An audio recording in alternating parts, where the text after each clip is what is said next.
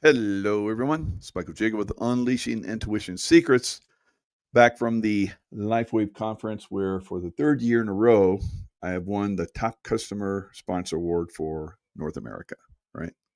So great time to be in LifeWave. Uh, LifeWave is activates the light of your body, which is basically from a patch, and the patch is basically from, I believe, uh, David Schmidt download from God, and crystalline structure basically activates the light, the love of God in your body. So healing and optimizes your physicality and so forth. So definitely the way to go. Will be the way to go in the future as more and more products come out. One of which will be the PM, the Celergize PM, which is proven to dissolve spike protein. Wow. All right. So just amazing new things coming out. The water machine and other products is going to be amazing, next several months and into the next year. All right. So is the sun being manipulated by the deep state, right? By the Draco reptilian deep state. So I believe so. I've thought so for quite some time. So I'm going to show you guys some of that, and it basically it's obvious that they've been doing this for a long time, perhaps for thousands of years. And I believe that the Earth has risen, consciousness of humanity has risen several times in our history. There are many accounts that say we have risen in consciousness 7 different times, and we get slapped back down. So what causes that? What causes the Earth to go through these crazy paroxysms of events which basically destroy Earth and almost wipe out humanity? So I believe, like the Adam and Eve story, is basically they're survivors from a cataclysmic event that the deep state did. Now we saw another one where Noah, where God came in, the gods came in, and wiped out humanity again with flood. So we've gone through many of these over the time, and the Hopi Indians have the blue kachina and the red kachina, and looks like we got a blue kachina coming through right now with Three Eye Atlas. So, and they have said that the next one will be another destruction of Earth. All right, so let's look at these. This is from Stephen. Where's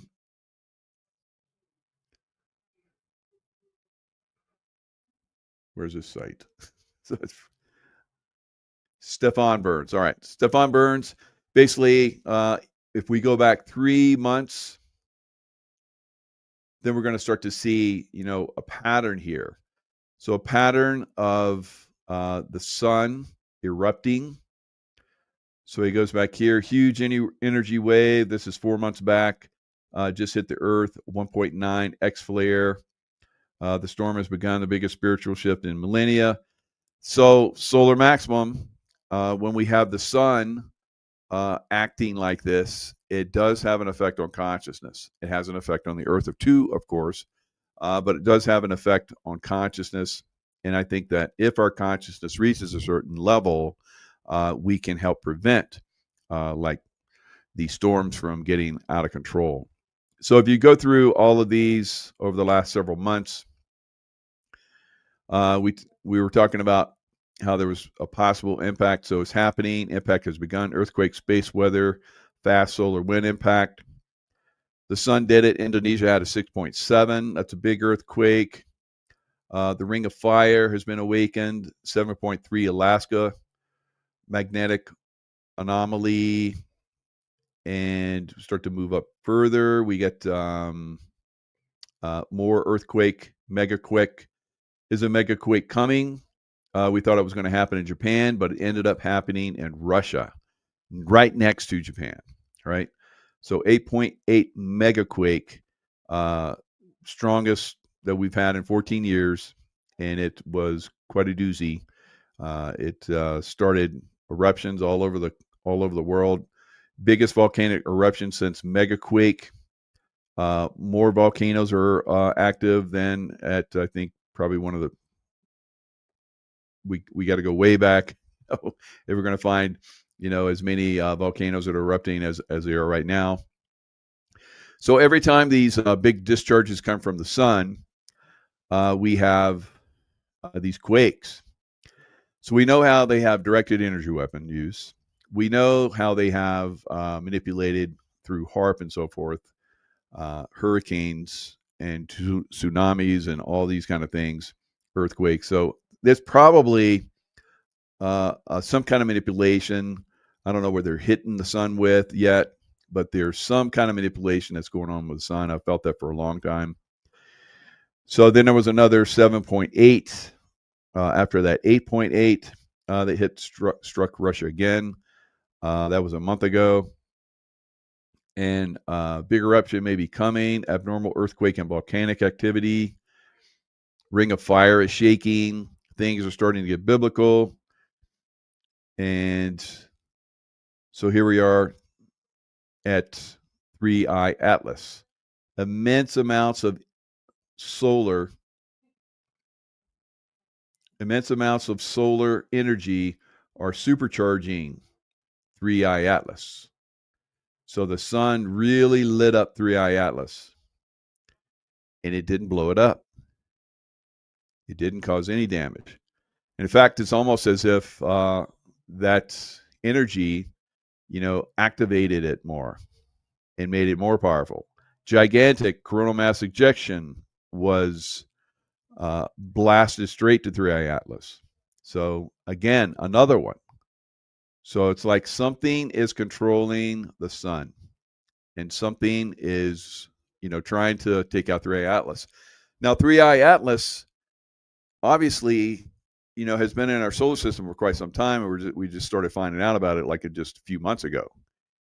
And that was because we had independent scientists that found it, astronomers and so forth. So, and then NASA had to pipe in and say, "Oh yeah, we're tracking that." Well, why didn't you tell us? Yeah, we've been tracking it. Why didn't you tell us? Yes, it's coming in. So, it's coming in, and they don't understand what's coming because they don't have control. So that's why they're trying to zap it with the sun. They're manipulating the sun. They tried to zap it, didn't work. I believe it's intelligent life that's on 3I Atlas. I've said that when they first found it and started talking about it, or remote viewed it, intelligent life on it. Giants are on there, and they are benevolent. So part of the thing they're doing is they're trying to, I believe, shut down some of this extreme activity that we have coming and help to mitigate it. But why aren't they getting directly involved? Because it is our process of awakening that we have to go through.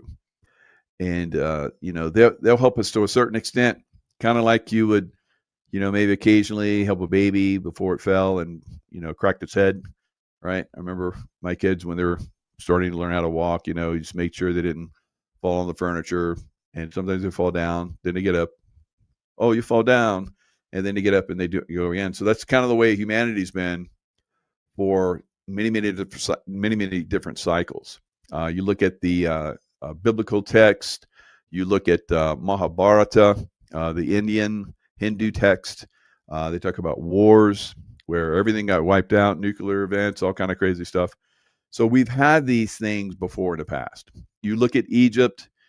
Egypt at one time was unbelievably advanced, underground cities, cities on the surface, pyramids everywhere, and something wiped it out, right? Something wiped it out. And there was some kind of event, like a flood event, that wiped out civilization over and over and over again. So when we get out of control, when we wake up too much, get too big for our pants, then the controllers come in and really hammer us. Now, I believe that if we reach a certain vibrational awareness, that the controllers lose control, right? And that's what we're seeing now. And they're desperate.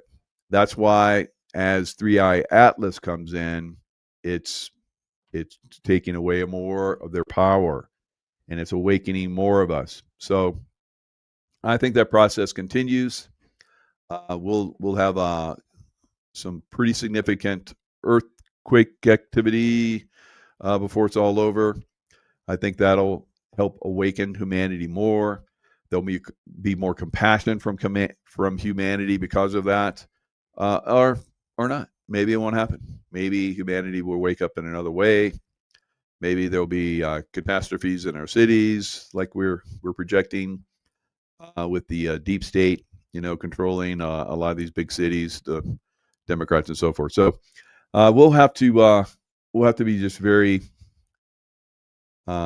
cautious and very aware as we go forward. Now, if we look at what's going on, again, when you have these anomalies coming off of the sun and releasing massive amounts of electrical energy, you're going to have massive hurricanes. Now, I predicted we would have big hurricanes. I thought that they would hit.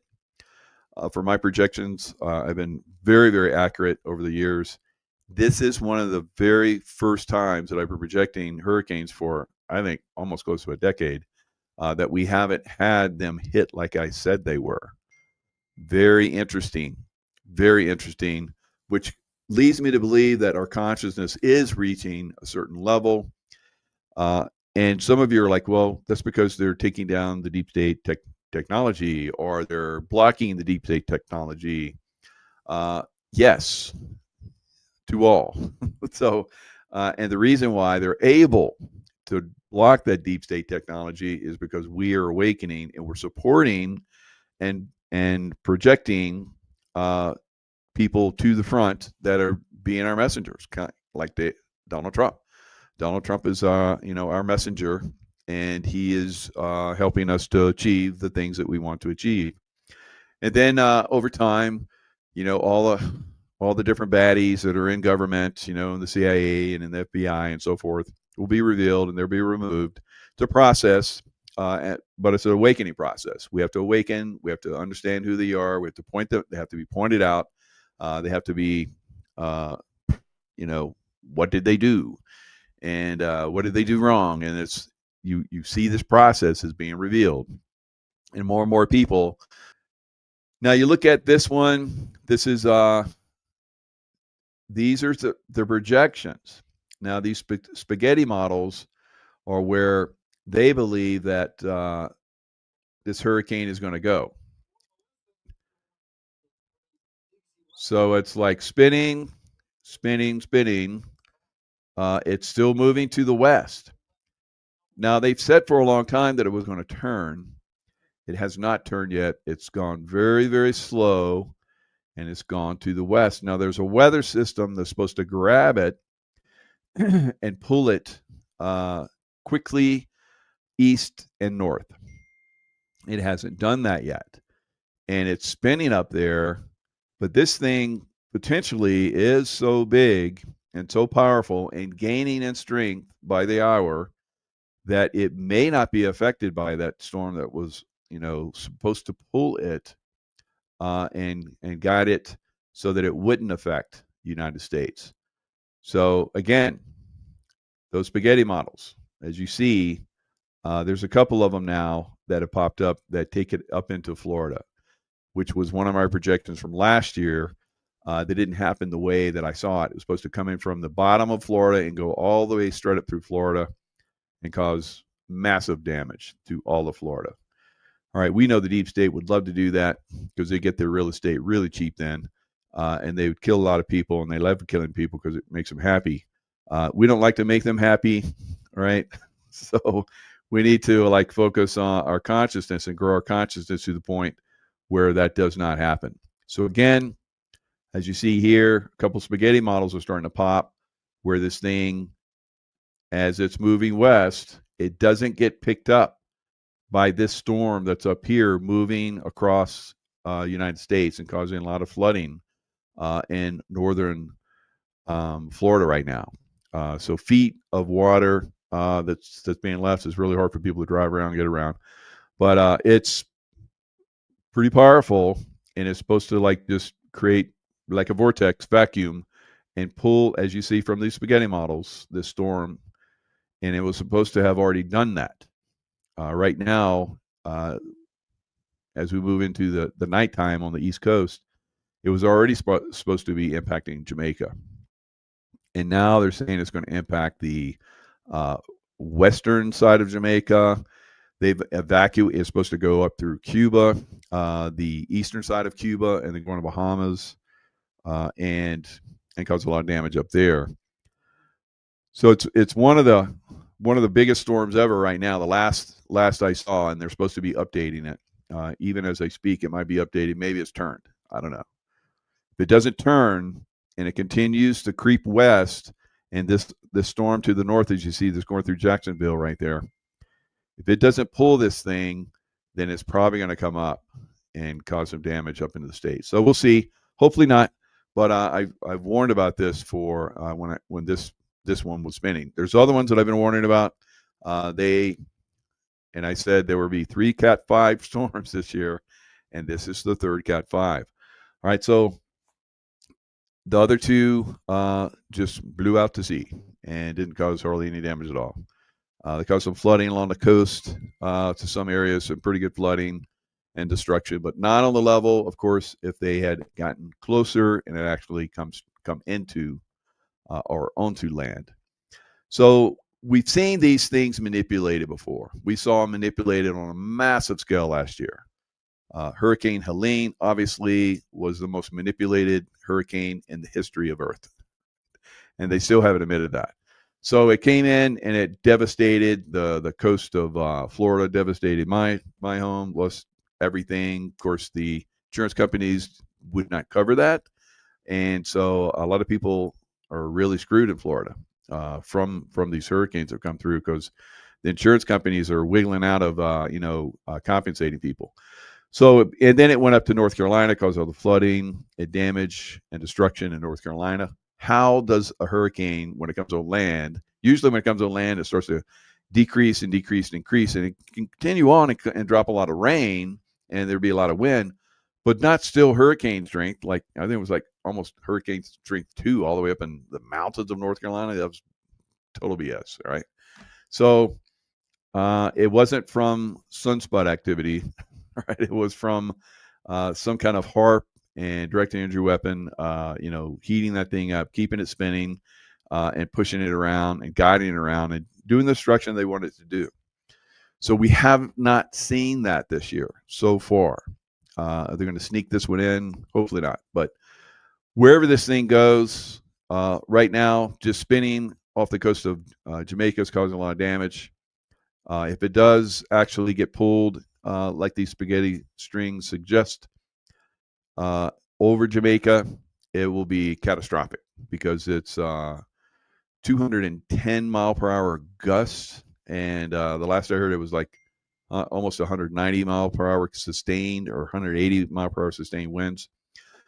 So yeah, that's basically leveling buildings, right? All buildings. So if it goes over a certain area with those kind of speeds, wind speeds, pretty much everything's gone, right? Now, if it does continue west, it creeps west, as those two spaghetti models suggest, and starts to turn up into Miami or Florida.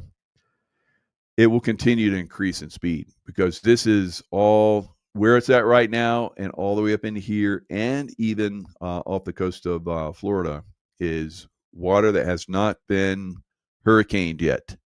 And so it's got deep, warm water, and the surface temperature is high too.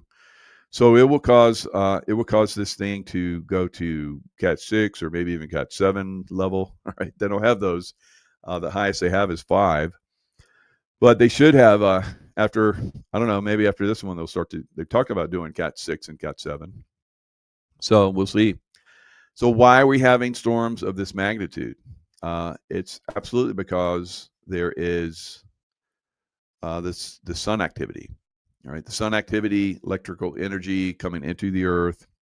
All right, so we are electrical beings, light, made of light and electric It's electric. And so if you look at your nervous system, electric, all right, runs, it's like webbed throughout your entire body. And it's basically electrical energy that goes through their meridians and, pathways and all throughout your body. And that's what we put the LifeWave patches on. So they activate and send that energy, that light energy, up those electrical grids of your body. So the electrical energy that's coming in is lighting us up, guys. It's lighting us up, activating our electrical energy. Those people that have been dumbed down for a long time, we've seen a lot of people waking up, a lot of people going to the light, right? Not literally, but going to the light, the good side, right? So we're going to continue to see that going forward. Now, will those energies that are coming off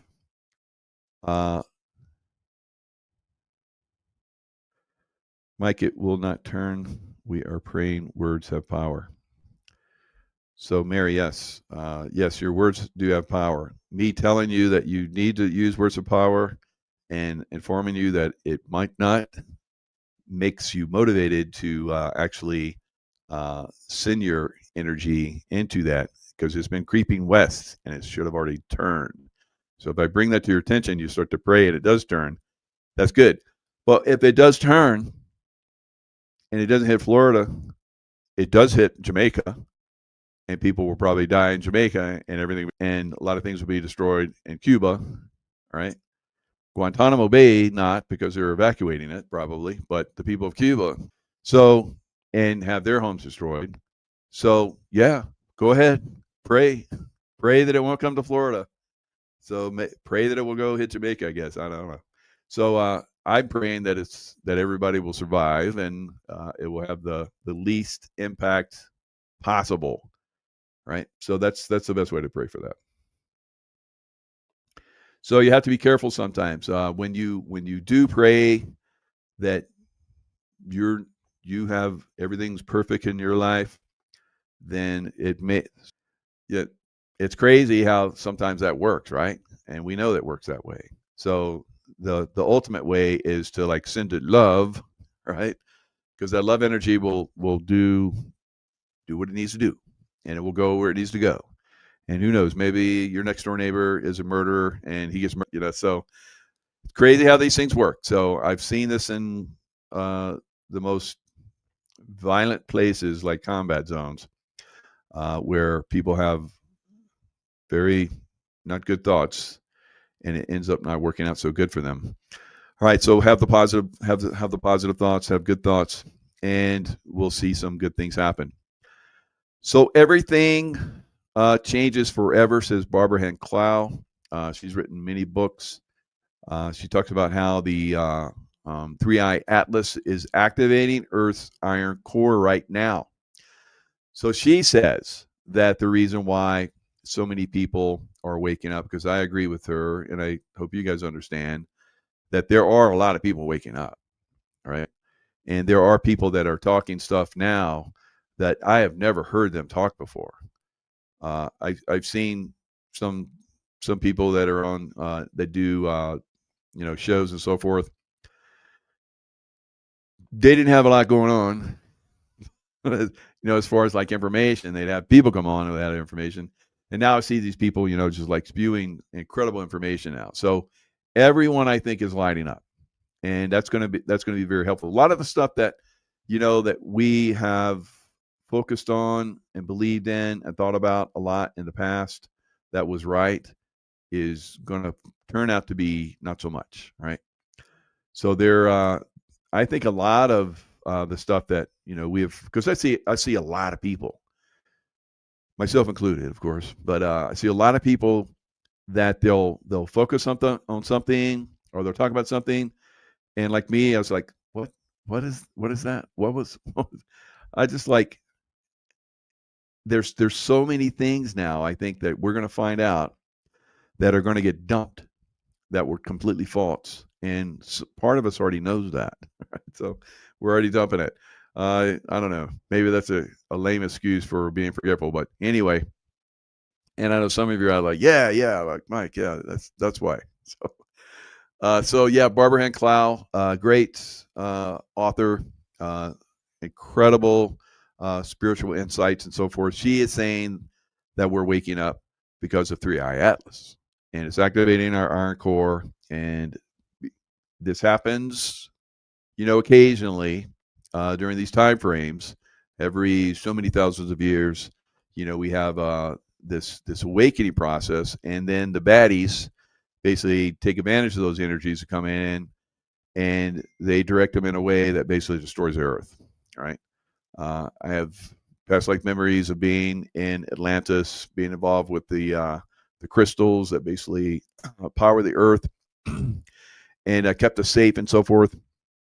And the baddies came in and abused that power and that energy and basically destroyed the earth. All right, almost completely destroyed the earth. Of course, we're still here, so I didn't completely destroy the earth, but man, it was close. So, I have memories of these past traumatic times, and I've been kings and warriors and all kind of crazy stuff in past lives to defeat the baddies, and the baddies at no time in history, I believe, are being defeated, and it's not so much from a kinetic force as it is from the consciousness stuff. So I think the consciousness, power that we're going into is the key for us to advance this time. So we'll see. Some of you guys are just not going to get this. It's okay. You're like tuning out or already gone or like, I don't know, Mike. It's like, well, just you don't need to know completely. Just have an open mind and you'll see. Right. All right. So Barbara Hand Clow, Barbara Hand Clow is saying that metaphysical discoveries, subterranean metaphysical discoveries are happening, and how this is like no time like any other.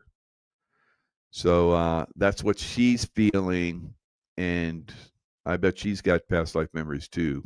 So I don't know if she's into that, but I think she is. So very, very interesting, how some of us are, picking up on this stuff and moving it forward. So here, let me see if Tropical Tidbits. I'm going to look at, share the screen on Tropical Tidbits, see if it's updated. So look at that monster. Woo. October 27th, we're watching what is unfortunately an incredibly dangerous situation for the island of Jamaica here in the Caribbean, with major Hurricane Melissa becoming a Category 5 hurricane. All right, so it's not, looks like it's not veering into Jamaica. It's continuing west. So I think this just got updated, but I'll have to check. And you should check. We'll see. We'll see if it continues. We'll see if it turns. If it turns, then the United States doesn't get hit, but everybody else does. All right. So, and it's funny because before this hurricane came in, I was seeing massive destruction for the Caribbean and the Bahamas and so forth. So that they would be devastated, and I thought it might be from earthquakes or something like that. But there are earthquakes that are happening. There was another big one in Turkey that just happened, I think within an hour, a little bit over an hour ago, 6.1, collapsed buildings. There was a big one, 6.0, and then a little bit smaller one that happened in Guadalupe, which is, not far from where the hurricane is. So is the hurricanes do, because of their weight, have an effect on, the seafloor, and then of course the seafloor down into the bedrock, and the bedrock into the fault zones and so forth. So we're seeing a big earthquake in Guadalupe, just right close to where that massive hurricane is, and we get those occasionally. So Turkey just had a very significant one, 6.1. Like I said, there are buildings that have collapsed. We'll have to keep an eye on that. Lots of buildings involved in this one. So let's look at that. I'll show a little piece of that one. Here's the earthquakes. Let me show the earthquakes real quick. Here's the earthquakes. So here's the one right there, Guadalupe. Then there was a six. That's a 6.1. There was a 5.8, and there's a 6.1. I think they have it at in Turkey right there. So you see the West Coast is lighting up with earthquakes. The red is like a recent one. Same thing. So the Ring of Fire, as you guys can see, earthquakes are traveling around that. I really still think, unfortunately, we're going to get a fairly significant earthquake off the coast of Cali, which is our Oregon, and it's going to cause a major tsunami and then activate other um, fault zones all the way across America. So we'll see. So here's that's the earthquakes that are happening right now. Then let's look at the next window.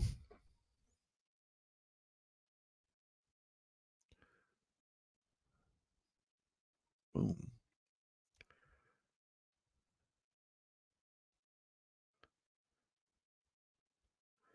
So this next one is basically a little bit of video of the earthquake that happened in Turkey. So as you guys can see, there's pretty good devastation, shaking, everything's falling, of course.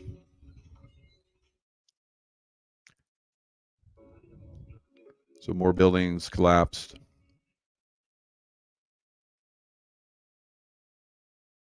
Many homes have collapsed. So 6.1. Thing so dangerous is one, its location. So people run outside, and we had I think there were like 8. It was an 8.1 and then a 7 point something in Turkey, last year, and it caused like 10,000 people died or something crazy. So they're really bad in that area. So a 6.1 in Cali or anywhere else is like not that big of a deal, but because of the way the structure is there, the ground and so forth, it can cause significant damage. Same thing in like you get a 3.2 in Italy, and it's like a 7.2 in America. It's crazy how that works, but that's the way the ground is structured over there. So a little bit more spongier, I guess, in Cali, and it's really hard bedrock in Italy. So when it shakes everything. It shakes everything hard. So that's the same thing in Turkey. Pretty solid bedrock. All right. So we're gonna have to continue to look at this stuff and keep an eye on it. We'll see what happens. I'm just getting back home, so this is going to be another short one, but good information coming out from a lot of this stuff. As far as people like saying that we're awakening, so that's a good thing.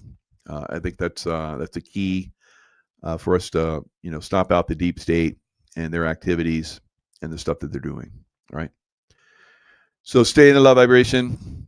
Send that hurricane love, and that's the best thing you can do. All right, guys. Lots of love. Stay in the love vibration, and I will see you guys next time. Will be a very good conversation. So thank both of you for doing this. It's going to be something that I didn't realize how involved it was. I've been to one of the trials for one of the J6ers, and the no justice at all. I was like, it's a grandmother. She just happened to go in, and the FBI was like, yeah, we don't want to have anything to do with you. They investigate it and threw it out. Then they contacted her again, and it's like, yeah, we're gonna investigate you again, and but we're not gonna try you. And so she's like, okay. And then the third time, they're like, okay, we've done the investigation, we're gonna try you, and here's your dates. So she went in, I promoted her, helped her out, and uh, the day that Trump did the pardons, she was supposed to go to jail and got off. So at least it was good for that. But like we're going to talk about, obviously there's something a lot more. They need to be pardoned on a different level. Yeah, what happened, Mike? Trump working on every other thing. Yeah. Nobody picked up the ball, and that's why Sheila and I had to write this article because there's a lot still going on, as we'll cover. But we want to get Stephen Miller on it for Trump to get eyes on it again because there's a lot still has to be done to prove get the innocence established for all these J6ers and their families. There's been so much damage, and as Sheila will point out, it's affected almost 40,000 people, Wow. families, aunts, uncles, grandparents, Yeah. bankruptcy, suicide. So anyhow, that's the whole purpose. Okay. Very good. General, you did, I just heard about this within the last 24 hours. You actually visited with some of these people, didn't you, when they were in the gulag? Yes, I didn't Wow. physically, but I did a conference that they set up. So I Oh, talked to 8 of them in the gulag, yeah. And that's when I launched Operation Jericho. The story about That I think Jericho we in the should bring that in Bible is, because I don't think anyone knows this, Jaco. yeah. I Yeah. don't think anyone That's knows. definitely. yeah, okay. Hello, everyone. It's Michael Jaco with Unleashing Intuition Secrets, joined once again by Sheila Holm and General Paul Vallee. We're going to be talking about the J6ers. We just kind of put this together really quick. Sheila Holm has done an incredible investigation on this. I've been involved with the J6ers. General Vallee has been involved with the J6ers. We'll talk a little bit about that. But really, what we need to talk about is how there's a representation that's going on. People don't realize they were given pardons, but it wasn't to the level that it needs to be. And Sheila's done investigative work on that. Sheila, you want to jump in and give us some insight on that? Well, pardon of innocence is what the J6 guys that started doing the assistance on the cases, not as attorneys, they're just regular people who experienced all of this, put together, researched, and found a pardon of innocence. Sheila did not. And they went, but they followed the pattern I used with cases in California. And because they'd never heard Hello, of everyone. It's anybody Michael until Jacob of with my Unleashing interviews Intuition that Secrets. you have to Joined once represent again by yourself when Michelle you don't have any money. Melendez. So So we're going to be talking they about gave me the the opportunity to do a whole Lahaina bunch of legal work directed energy weapon and represent attack myself in and all the sorts of aftermath of matters. that still But ongoing. that's past In the history for aftermath me. of So that they started devastating researching Lahaina this directed energy and they weapon found wildfire, the hold actual on a second, structure aftermath of that for pardon still of innocence, ongoing. which Another means you never in the committed a aftermath crime. of that devastating And Lahaina Flynn never directed energy committed a weapon crime. And so wildfire, they did hold on a that for second, aftermath Flynn. of that And still then when ongoing. the Another president was going to in the do aftermath of this, that and even devastating Flynn and Laura Lahaina directed Logan said energy at the weapon time, it's wildfire, got to be a hold on a second, pardon of aftermath innocence. of that still And ongoing. Another that just in didn't the aftermath happen. of Now, that devastating whether there was a Lahaina directed energy breakdown, weapon I I got don't some know. serious But what's happened is I can't background even get a information hold going of the on. one guy that In the wrote to me aftermath for of that. prayer. There we go. And All that's at right, the got it. beginning. All Please right, look at the so article. You're going to share the article, I believe, in the with the interviews, aren't you, Jaco? I can put the article up on the screen that you wrote and General Vallee, request for pardon of innocence. Is that what you're talking about? And I'll text you the link so the link can go as you do put it down below the interviews. I think that people should really spend time looking at this and seeing because every one of us within the Republic for America can do whatever we can to help. Yeah. So what happened is I had a Marine write an email to my ministry email and he said he was asking for prayer. And so Rebecca, what is it? What is the prayer you need? And here he's a highly decorated Marine, served our nation honorably, and then his family departed from him because he was considered as a felon, a criminal. And so they said, you can't be telling us the truth if now you're going to be serving 18 months. So his wife left him, got a divorce, took the children.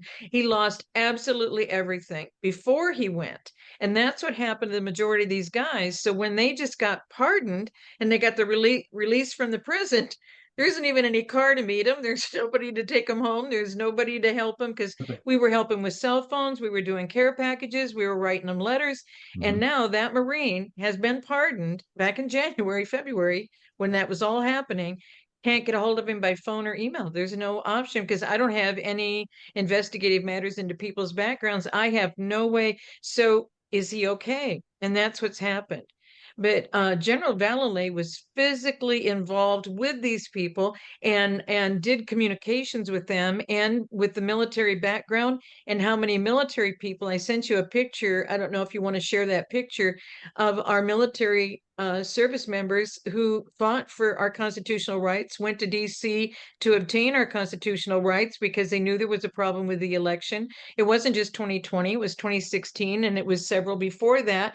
And we were all finding this out. So they went for the truth, went to support constitutional rights, which is what they served our country for. And then they were arrested. And then a lot of their misdemeanors were enhanced. And in the enhancements, they got 18 months, they got 3 years, they got more years. It was a horrific thing. But right in the midst of this, General Vallely had conversations with these people, and I think we should hear that structure first. Okay, yeah, thank you, Sheila. I got involved very early on when they started the trials in DC, as well as arresting the J6ers and putting them first into the gulag there in the District of Washington, which was a horrible jail, probably still is. And the guards in there were absolutely like a rogue. They were just horrible the way they treated the prisoners as far as starvation, wouldn't let them exercise. And so they started playing at night at 10:30 at night, the Star Spangled Banner to keep the morale up. It was so bad. And so anyhow, someone set me up from Georgia that had been talking to them, and they were able to authorize a conference call with me to 8 members that were in the gulag. And the reports were just horrible. The beatings they took from these guards. I mean, it was just terrible. And so at that time, I launched Operation Jericho. And if you go back in the Bible, you'll see in Jericho they had jailed some people, and there was an attempt to release them from jail at that time. And so that's where I came up with Jericho from the Bible. And so we put together a position paper. We started to do interviews. And then I sent it to members of Congress, Mike. Okay? Mm-hmm. Now, you may remember there was only one congressional small delegation team, Marjorie Taylor Greene and a few others, that went to the gulag one time. That's right. And nothing happened. And so I took the recording and I sent it along with this memorandum to members of Congress, including my own here from Montana. Mike, they did nothing. Nothing happened from these guys in Congress. And these J6ers were members of the districts. None of their congressmen, Republicans or Democrats, did anything to help them until President Trump came up with the clemency and forgiveness at that time. But then Trump and his staff got involved, economics, military things, all of these things that Trump was trying to change and manage that Biden and Obama had destroyed and dismantled our country. And so nobody picked up the ball. So what inspired us, Sheila and I, from this Marine is that we got to pick up the ball now. And so we want the message today, if you can help us get it to the White House, back to Trump again. And we really think that there ought to be somebody put on point again to resurrect this, because some of these, they're still out there. And Sheila will tell you there's 8 or 9 that still are supposed to be tried in the courts.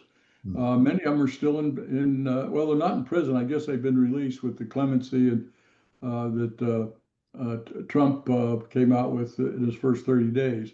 But the effects, bankruptcy, suicides, people still can't get jobs. It's hanging over them like a black cloud. And so this innocence, pardon of innocence, has to be done. So let's pick up the ball, ladies and gentlemen, America. Let's pick up the ball in the White House. We need to get Stephen Smith on it. He'd be a good point dog on this one. So that's our objective, Mike. Yeah, and the just atrocious the number of people like you're talking about, pardon of innocence for at least 1,590 to 1,610. So the Department of Justice has the numbers on this. They know Sure. who's been impacted. I went to a trial for a J6er, and there was no justice at all. I No couldn't believe justice. it, none. And the people that were there in the jury, I was like, "There's no way these people are going to convict this poor." They're all democratically controlled. Totally, totally. Democratic judges. Yep.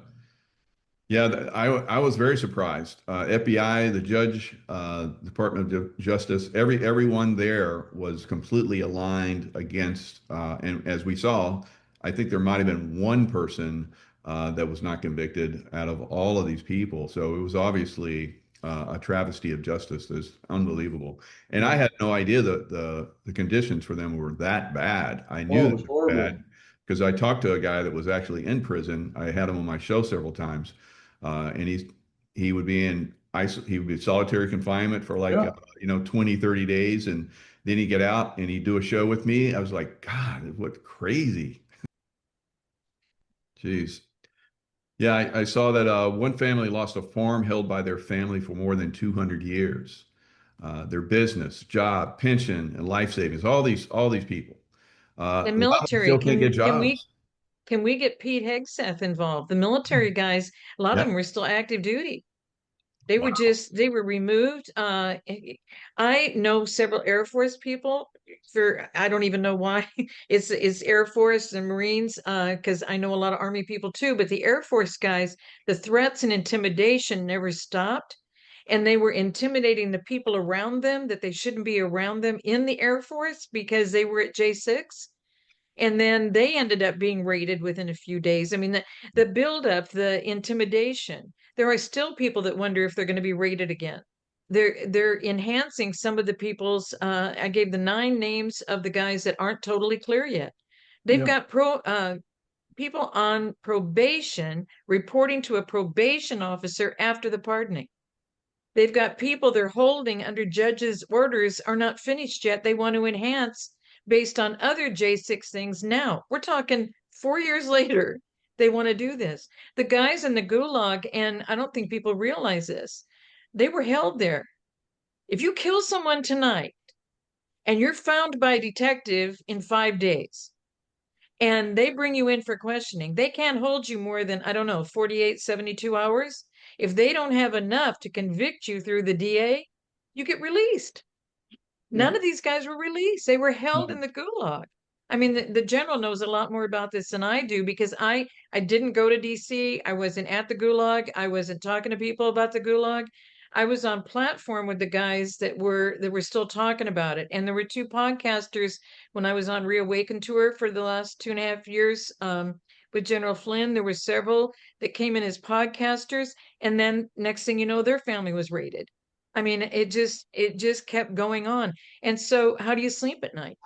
How do you, I mean, that level of intimidation, I still double check my front door and my bedroom door and make sure they're both locked at night because you never know if they're going to come and do more to you. I Yeah. mean, and what happened to me over a series from 1991 all the way to last year.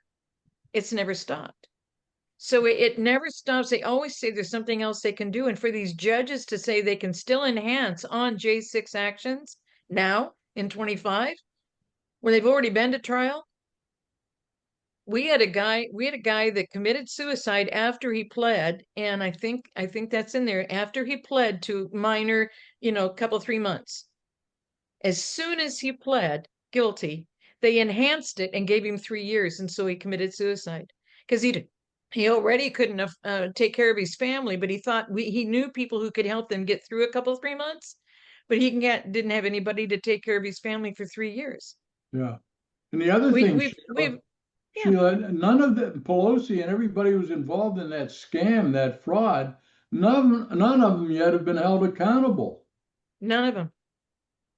And the Republicans have dropped the ball on it.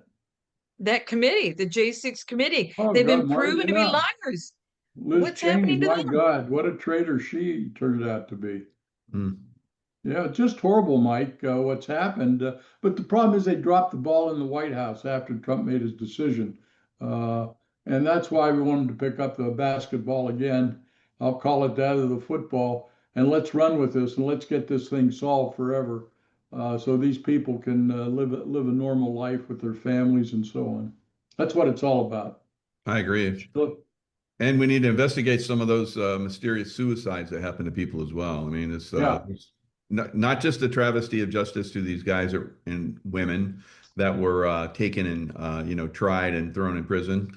Uh, I was there that day. Fortunately, I never went into the building, but they have gone after people that weren't even in the building, yeah, arrested them and The raided leaders of them. the Proud Boys, the Oath Keepers, they weren't even in DC. They Wow. weren't even in DC, and they still convicted him and sent him to prison. It Mhm. they, it was getting podcasters off the streets, getting but all of these military.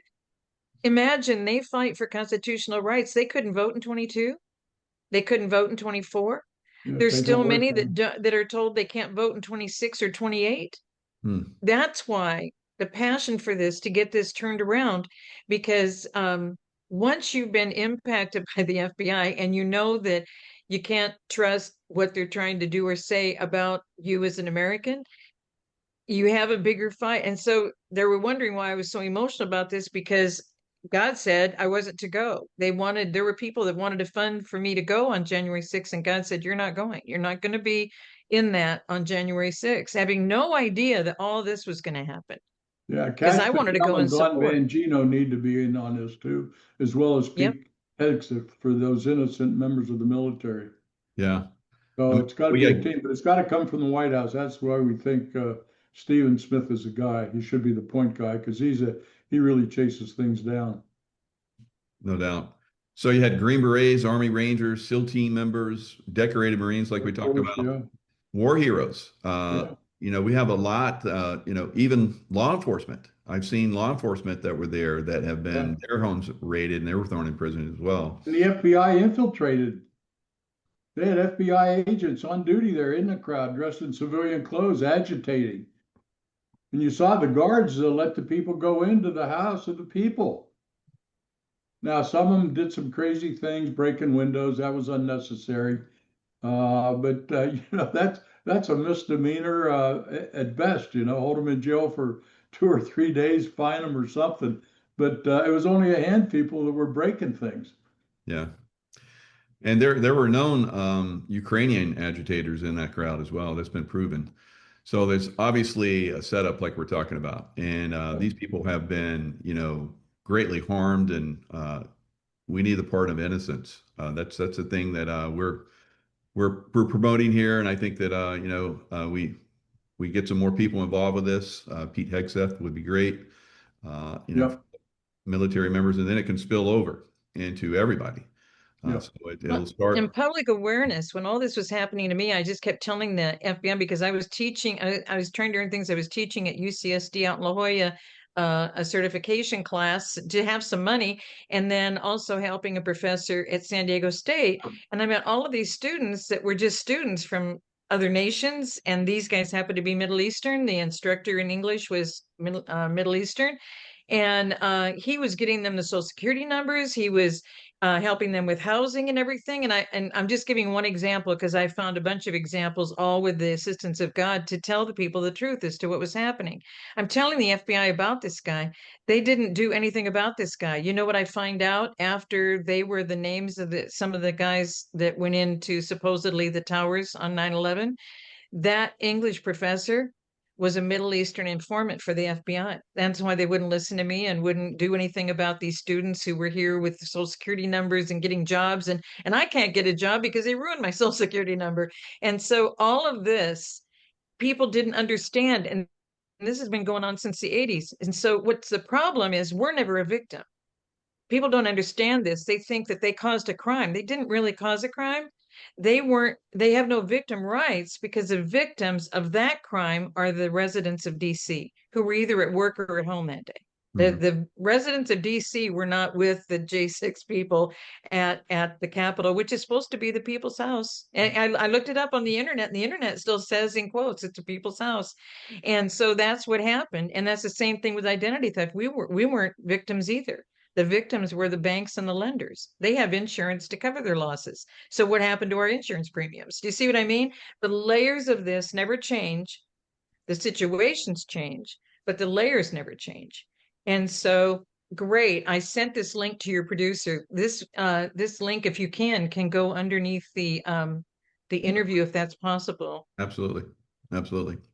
Now, another thing that we wanted to bring up is this 9/11 event and kind of give people a warning. What Tell us a little bit about that, Sheila. Well, that's what started this. I found out about this on Labor Day. I took some spare time because I didn't do any barbecue or anything. And so I'm scrolling through on my Twitter and I find this tweet that says that they're going to be doing this on 9/11 and they're going to hold the president responsible. And it was a gal who calls herself a DC correspondent. And the gal was using excessive foul language that the blank and Trump, the blank and this, the blank and that Trump needs to be responsible for. And what people need to know now is that we keep wanting Trump to fix everything. I still hear from people that he should have fixed it in his first term. You can't fix 250 years of a plan in 4 or 8 or 10 years. You can't, it's impossible to do it, to get rid of all the evil. And President Thomas Jefferson told us you can't just remove an evil and try and replace it with something else. You have to completely restructure it. And he already knew that the Republic was already in trouble. And so that's what we're having to do now. So in looking at the situation, it was so horrific what was stated in that tweet. And one of the main guys of J6, who is a brilliant guy, is all the videos, has all of it cataloged, has everything together. He retweeted it because he wanted people to go and become a voice and make the president aware of this. Well, that's not the way that we do things under a republic. A republic is a fact that I make my voice known to the people who are my employees. And all those reps are the employees. All the bureaus they added, they're all employees. All of the 405 additional departments that we don't even need, they're all employees. We make those people aware of all of this because these military guys lost all their benefits. They lost their pensions. They have no option for anything. They All of can't get that a needs to be job. restored. Yeah. The what? They can't get a job, Sheila. They're Nobody's gone. hiring them. It's like a black And cloud over their head. they should really get their back pay because the military Sure. operated against them. Well, it's timely now since they're taking up action on the Ashley Babbitt situation, basically restoring her, all of her, what would you call it? Her payments or forgiveness. I don't know. There's something. Well, they're reinstating her honors, Yeah. and they're also giving all the pay. And Right, that's what I was looking for. Yeah, I couldn't remember exactly. and they may put her the remainder of her ashes. There's very little left in Arlington, is what they're thinking. Yeah. So the timing is right for all of this, Mike. Yeah, definitely. Definitely. So I'm just pedaling as fast as I can because we only have a week. A week from today is 9/11, and I just got to pedal as fast as I can to get this done. And that's why, what an honor to have General Vallely stand with us in this, Mike. It's emotional because, and what an honor, because that's what it takes is to realize. I mean, he wrote all of these things to help us with the cartels. He wrote Sinaloa, and I said Geronimo earlier, and it's Jericho, and I apologize for that, General, Okay. but he wrote all of these to help us and to put these things together. And so I'm so honored to have him on with us today to go over this, and I'm so honored that he would do this with me because they wouldn't know who I am to send this out. And I'm just so honored that he joined with us in this. It's going to make a world of difference. absolutely. And yeah, this article, as we're showing right here, definitely you should read this. It basically has all the information that we're talking about in detail, and we're looking forward to people get involved with this because it's definitely something that I was like, okay, they're pardoned, and everybody's like, yeah, but it's not. Everything was gone. Yeah, It's not even close. not even close. Yep, we need a little bit more help. We the people need to get involved here. Get get our people that are in charge. We have great people in charge. They just need to be informed. I think they're uninformed Exactly. about the severity of it. Exactly. Yeah. Well, Well, that's and great, Mike. Well, thanks for taking the time today to hear Sheila and I. We really appreciate it. We're just trying to get the word out, but the key is we wanted to get it into the White House and get some action going. Only President Trump and Stephen can do it, I think, at this point in time, with everything else going on. Sounds great. And if anybody out there can help us, because this network of people, this is we the people. Every time I'm with you, Jaco, it is we the people and the way that your people respond. So anybody that can get us to Stephen Miller, anybody that can get, and the link is going to be available to you of the general's release of all of this. Mhm. And so getting it to Stephen Miller, getting it to Pete Hegseth, getting it to Cash Patel, getting it to Dan Bongino, getting anybody that's connected with any of those Right. people. So it Yeah. would be really, really helpful. Yeah, Very good. exactly. Okay. Thank you. Thanks, guys. This was great. Okay. Take care. You too. Bless you both. Bless you Thank you, guys. Sheila. Bye-bye. All right. It's going to be out there within minutes after we get done. Yeah, we got to get it to the White House, Mike. Okay. So Great. attention, Stephen Miller. He'll be the action guy on it. Nice. Okay. All right. Yeah, he's a go-getter. I love him. All right, guys, let's do it.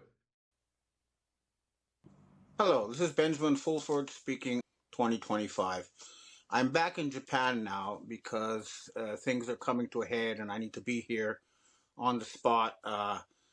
There's a lot of high-level negotiations going on in the background. As you know, Donald Trump will be coming to Japan next week, and then he'll be meeting with Chinese President Xi Jinping also next week, next Thursday. And things are not going to be the same after all this. The Chinese have really started to play hardball, and they're holding a lot of cards. By cutting off rare earth metals starting November 1st, basically they're going to shut down most of the semiconductor industry and defense industry and and the automobile industry.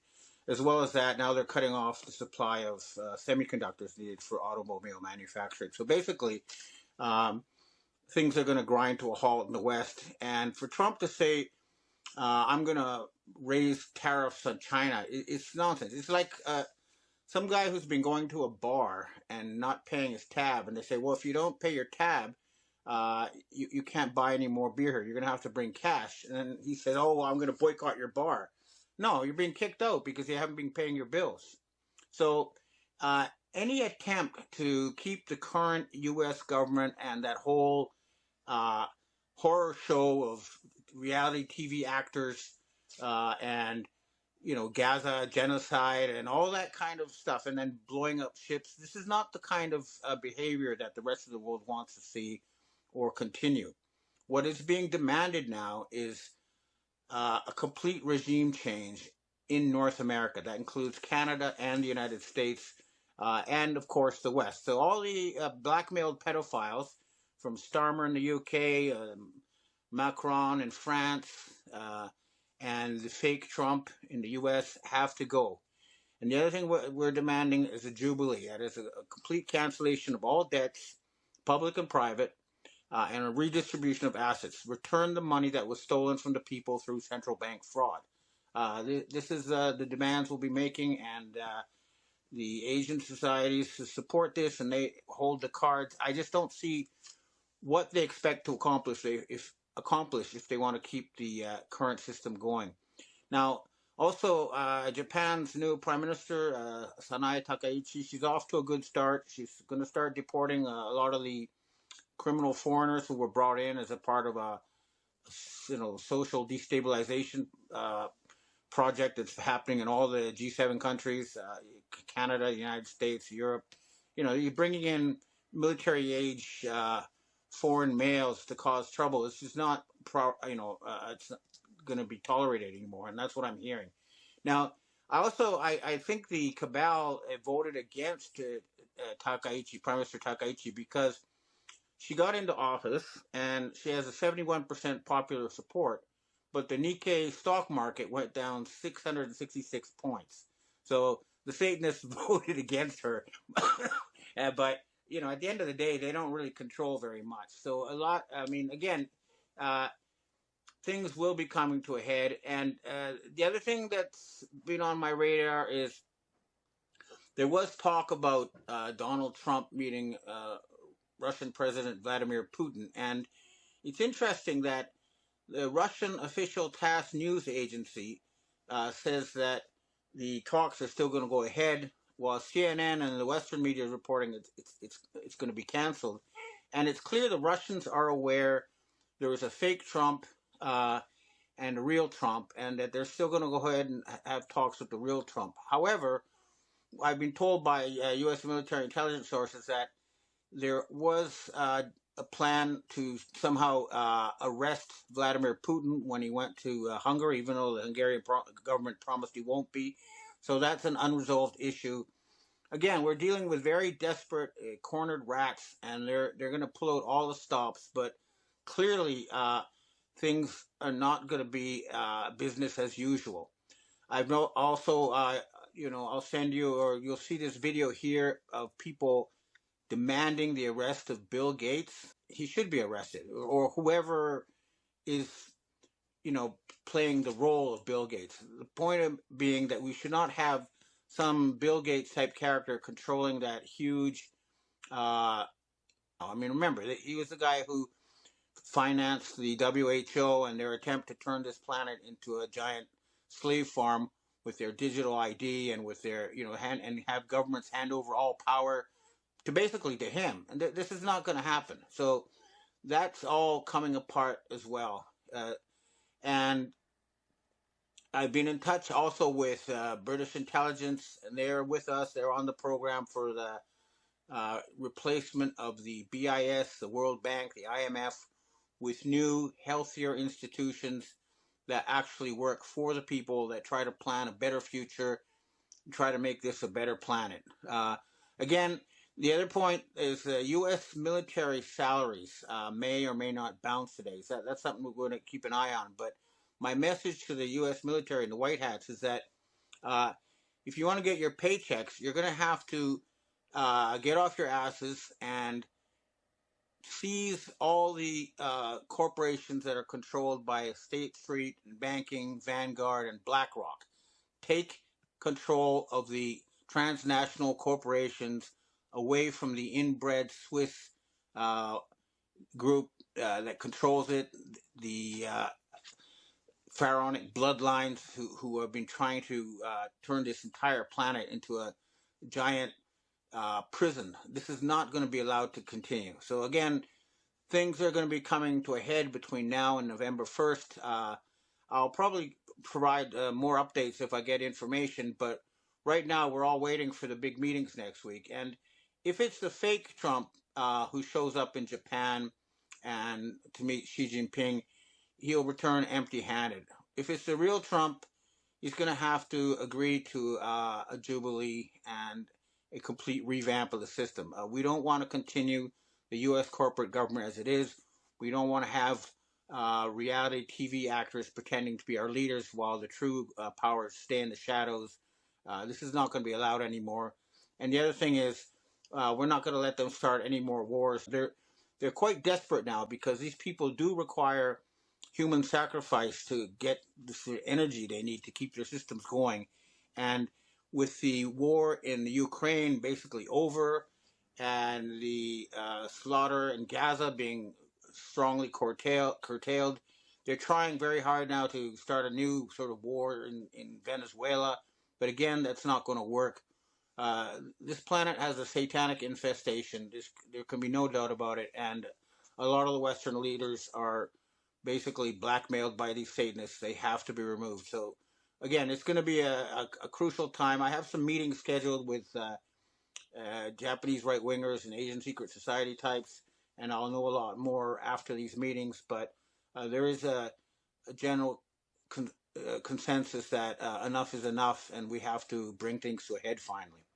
So again, nothing's happening yet, but it's all about to happen, and it's going to be big. Okay, well, that's what I have to say for myself today. Now I'd like to answer questions from readers and viewers. Hi, Ben. We have our first question for today. It seems to skirt FEC rules as if APEC can backchannel and fund politicians using something called Democracy Engine LLC. Do you know what this is, and have you considered this funding source when reporting on the USA bankruptcy? They have something like 70,000 different non-government organizations that they use to do all sorts of social manipulation. I'm sure that's one of them, although I don't know the details of that one. The other thing they do to launder their funny money and to control society is they control religious cults, the Mormons, the all sorts of different cults that the Christian Zionists, and here in Japan they have several different cults that they have been using. What they do is basically they use the religion, tax-free religion, as a vehicle to give money to people who they think they can manipulate society on their behalf. All of that needs to be shut down, including the one you just mentioned, although, again, I don't know the details. Okay, next question. Hi, Ben. What if the Kirk event was staged and he's not dead? Old Demigard has found it resembles too many other staged events. I agree there are too many Trumps. I don't understand why, if the fakes exist in real time, why surrounding staff and or the real Trump doesn't announce the issue the same way the Trump denounced the 2020 election steal. What are your thoughts on this? I mean, as far as the Charlie Kirk thing is going, I have been told by some sources that he's alive in a military base, and that it's hard to tell. Maybe there's wheels within wheels, and the white hat staged a fake assassination to ruin Israel's reputation, or maybe Israel tried to kill him, but it blew up in their faces. We just don't know. But what the point is, we don't want to have this sort of reality TV like events, street theater stage to try to manipulate us. That's not how we're supposed to run a government. The government's supposed to listen to what the people want and then try to figure out how to make that happen. It shouldn't be, staging an event to make everyone go off to war or something, which is what's going on now. That whole system needs to be shut down. Next question. Hi, Ben. Is the real Trump against the AI robotics takeover of humanity, against the digital ID? We are in a human extinction event if this isn't stopped. The AI job apocalypse is starting to accelerate the U.S. economy. The UK government is trying to force digital ID on its citizens. The problem with all this digital ID stuff is that there is something out there known as physical reality, and it is above and beyond the AI or digital ID. It's sort of, the story of King Midas is a good example of how this, or analogy of how this works. King Midas was granted one wish, and what he wished for was that everything he touched turned to gold. And what happened was he starved to death because the food turned to gold and he couldn't eat it. Digital ID, all that digital stuff, it's not real. You can't eat it. It's just numbers.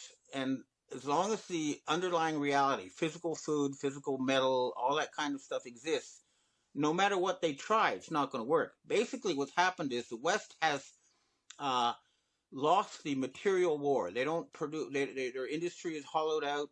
They have to borrow from the rest of the world to get their foodstuffs or their material, and they can't pay for it. And they're trying to use digital as a way to, pretend they're not going to pay their debts. I've been told there's a plan to take all U.S. debt, put it in the cloud, and then disappear it. But that's not going to work. The Asians are saying, hand over physical gold and silver, and they don't have it. They've jacked up the price of gold desperately to try to get people to sell their jewelry so they can have enough gold to pay off the Chinese. It's not working, and it's But yeah, the fact that the current Western oligarchs are spending all future investments on building these giant data centers means that they are the enemies of the people, and they are trying to create a digital prison, but it's going to fail. AI isn't working. It can't fact check. It can't confirm the real world. Real companies in the real world can't use it. The thing's a giant hallucination, and it's going to fail. But they're desperately trying to do that. But again, I tell you, it's not going to work. And as far as the real Trump and the fake Trump are concerned, what I've been told is there's a very serious battle raging, and neither side is strong enough to put down the other side as of yet. But I think that will change once the Chinese really do cut off industry, and they will force the military to get rid of all these satanic oligarchs, or else they won't get their paychecks. If they do, arrest these people, then yeah, the U.S. military will be working to help save the planet, which is the job they're supposed to be doing in the first place. Next question. Hi, Ben. Another question in addition to digital ID. In your opinion, is digital ID what the Bible refers to as, quote, the mark of the beast in Revelations, where individuals without the mark will be hunted and unable to buy or sell goods? It is very clear that there is a very powerful group centered around Israel and then Switzerland who did want to implement a mark of the beast type control. And I know this is very linked closely to Barack Obama and that whole Hitler branch of the Khazarian mafia. So yeah, I think there is a group which they used to be known as the Sabbatean Frankist Jews. Now we call them the Khazarian mafia, who did want to implement mark of the beast control. And Jared Kushner, Trump's son-in-law, is definitely part of that because he bought, that property on Fifth Avenue, 666 Fifth Avenue, if I'm not mistaken, where they had Lucent Technologies, which is Lucifer Technologies, brain chip research. So yeah, it's these are the people who are behind it, but it's going to fail. They're not going to succeed because people are aware of it and they're revolting. Next question. Hi, Ben. We have our last question for today. With respect to the rigged election in Japan, the corruption is obvious, and there is a rumor that the Komeito party is the main actor in the election manipulation. Please inform us about what you know about who the main actors of the election manipulation are in Japan. Well, up until now, the Komeito were the people who did a lot of the actually dirty work. They had their believers come in and fill countless paper ballots, fake ballots, and they were send them out, putting up election posters and all that kind of stuff. But the Komeito withdrew its support from Sanae Takaichi, and they're not as powerful as they used to be. I'm still, I'm waiting to see what happens with this new regime. Again, I just got back like yesterday to Japan, so I haven't met any people to try to get more information. But I know that Japan is something has clicked, and it's not going to be business as usual. And this Soka Gakkai cult is not going to be subcontracting control of Japan for the Satanists anymore. That's for sure. But the elections have been fake since the end of World War II. Basically, what happened was when the United States landed in Japan after the war, they called in the Prime Minister Tojo of the wartime government and said, look, you can stay on as Prime Minister, but you'll be taking orders from us. And he said, no, I can't do that. That's treason. And so he was executed as a war criminal.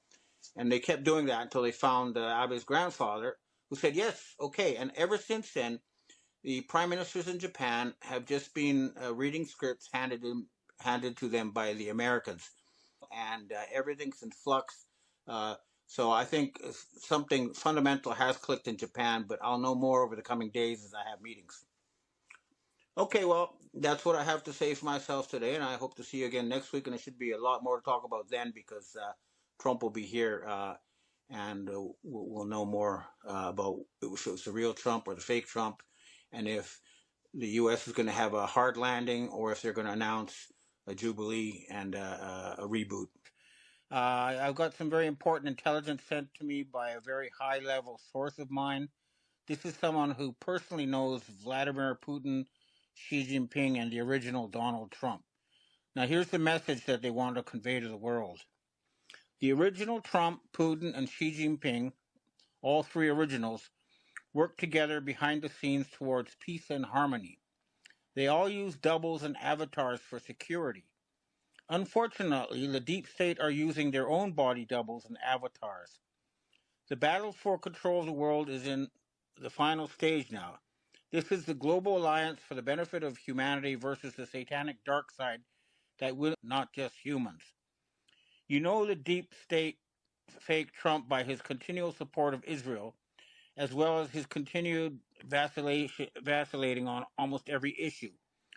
You'll know which Trump goes to Japan when you see him and his actions. Melania will join the real Trump. A fake Melania may join the fake Trump. It will be fairly easy to differentiate between them. The three original leaders are scheduled to meet privately before December 15th and at an undisclosed location. There will not be any public disclosure, totally off the record. That's it. Okay, I just thought it was important to get that out there. And I couldn't read the message and record my face at the same time. All right, anyway, I hope to see you again next week. Hello, everyone. It's Michael Jaco with Unleashing Intuition Secrets. We have a great panel here today. As you guys can see, Carrie Cassidy, Brad Olson, Laura Eisenhower, and Donna Ferrara. We're going to have a nice little discussion. We're going to talk about the latest and greatest events that everybody's, on everybody's mind. 3i Atlas. Maybe we'll delve into the recent Charlie Kirk and human trafficking. We can go into a lot of different areas. I know everyone on this panel has deep insights into a lot of stuff, and we'll just move in that direction. We got Mike Barra joining us now. Hey, Mike. And hi guys, how you doing? Good. So we'll start off with Donna. She's going to present an upcoming event, and then we'll start to do a roundtable. Go ahead, Donna. Hi everybody, my name is Donna Ferrara. I live here on Long Island, and I wanted to gift Long Island New Yorkers and those near Long Island to this wonderful panel that I'm bringing to New York, Long Island, to share with us some of their insights and perceptions of what's going on, bring a little bit more awareness to our financial institution, how that's been designed, some of our misleading information, how we learned in school, maybe some of the history could be unraveled by Mr. Brad. And we have lovely Laura here, spiritual, beautiful Laura, who I'm telling you, she's been a little bit of my backbone. Laura, thank you so much. And we have fabulous Kerry, one of my favorite podcasters, who is well-diverse and very educated in her history of whistleblowers and her research and studies. And we have a lot to look forward to. And we just lost Michael. Maybe because I brought up the financial institution, he went off screen. I didn't mean to scare him like that. I don't know what happened there, but he'll come back. We'll let him back in. No worries. And Michael, thank you so much for having all of us. Yeah. It's a great honor. I told you I didn't scare him. Thanks for agreeing, everyone. Thanks so much. So let's jump in and let's talk about, we were kind of discussing it a little bit before the show, 3i Atlas. So I'll just start it off. 3i Atlas, I remote viewed it, intelligent life on it. Or we're gonna have interaction with it. Probably some people already have. I don't know how far that's going to go. I think the deep state's going to use it as a Project Bluebeam situation because they're coming in, I think, for a positive. Now, I do believe they have some connection with Anunnaki and probably Nibiru, but that remains to be seen. So we'll just roll around and we'll see what everybody has to say. We'll start with you, Brad. Yeah, thanks, guys. I was just the moderator on a panel with Mike Barra and Carrie Cassidy 1 week ago down in Las Vegas, and we spoke about the 3i Atlas, determining what it is and the trajectory it has and how it lands on these certain dates. And Carrie was saying, just like you, Michael, that it is intelligently guided and it is some kind of craft. So we're in for some fireworks this fall, you guys. It's going to be an amazing journey. We're not through 2025 yet. And I just saw a link from Michael Flynn, and he said that there are very credible threats that the Al-Qaeda sleeper cells are going to activate this fall. So wouldn't it be a coinkydink if we had like some kind of EMP attack or some kind of internal strife? Maybe the lights go out, everybody has to look up at the sky, and we get this incredible star show. I don't think there's any coincidences here, but could be a very interesting next couple months. Very good, very good. And let's jump to Mike Barra. I know, Carrie, you're going to have I've heard some of your conversations. You're going to crush this one. So, Well, by the way, Carrie, I want to sincerely apologize for biting your head off on the panel there. There was a lot of other things going on, and I know sometimes when you get going, it's hard to stop you. So I'm very sorry, and I won't do that again. To me, it's very bizarre because I want to say, oh, it's a chunk of something. You know, there is this theory that it's, at least the theory that I have, that it could be a chunk of a planet that used to be in the orbit where Mars is right now. Mars used to be a moon of that planet, and we can pretty much prove there was a planet there. It was massive, and it exploded God knows when, how long ago. And so it could be coming back on its first return cycle. Now, there's some arguments that support that. One is that it is going to intersect almost like right with the planet, the orbit of the planet Mars, very close to it, which indicates an original origin. If this is a returning object, and people right now don't think it is, but if it is, there's that fact, and the fact that it's on the plane of the ecliptic where Mars and the other planets are, which, because again, there's this completely competing theory with NASA's that planets are actually spun off as plasma by stars like the sun.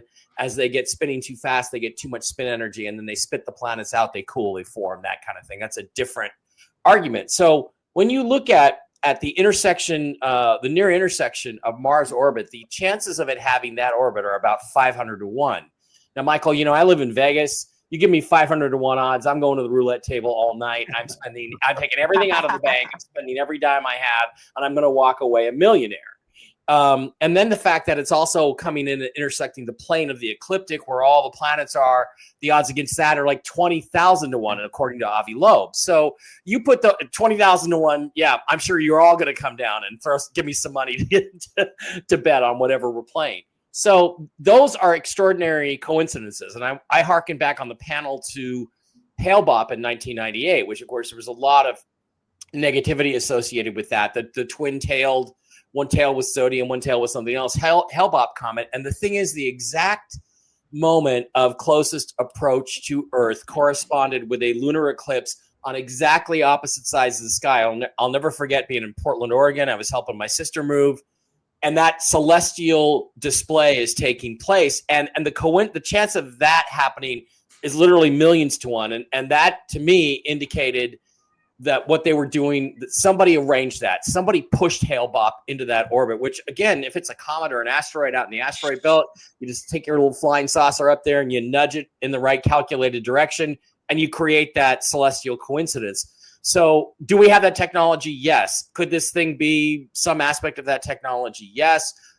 But if it's a genuine visitor from outer space, if it's genuinely from somewhere else, they are going out of their way to get our attention because of the coincidences of the orbit. So I'm just saying, previously celestial events have had apparently arranged circumstances. This one appears to have those same earmarks, and whether its origin is more natural or completely artificial is unknown to us at this time. But we're going to find out on October 29th. And Michael, what creeps me out, I told Brad and everybody on the panel back then, what creeps me out is that date has had a major significance in my life. I started at Boeing on that date. I've had other major life events happen on that date. And when I saw that, I'm like, oh, please, no, let's not have it. Let's not have, because that's when it's going to emerge from behind the sun. And we're going to know if it's changed course, if it's accelerated, any of those things, we don't know. But it's going to be an ultra exciting day for me because of all those numeric coincidences. Fascinating. Thanks, Mike. And Carrie, what are your thoughts on 3i Atlas?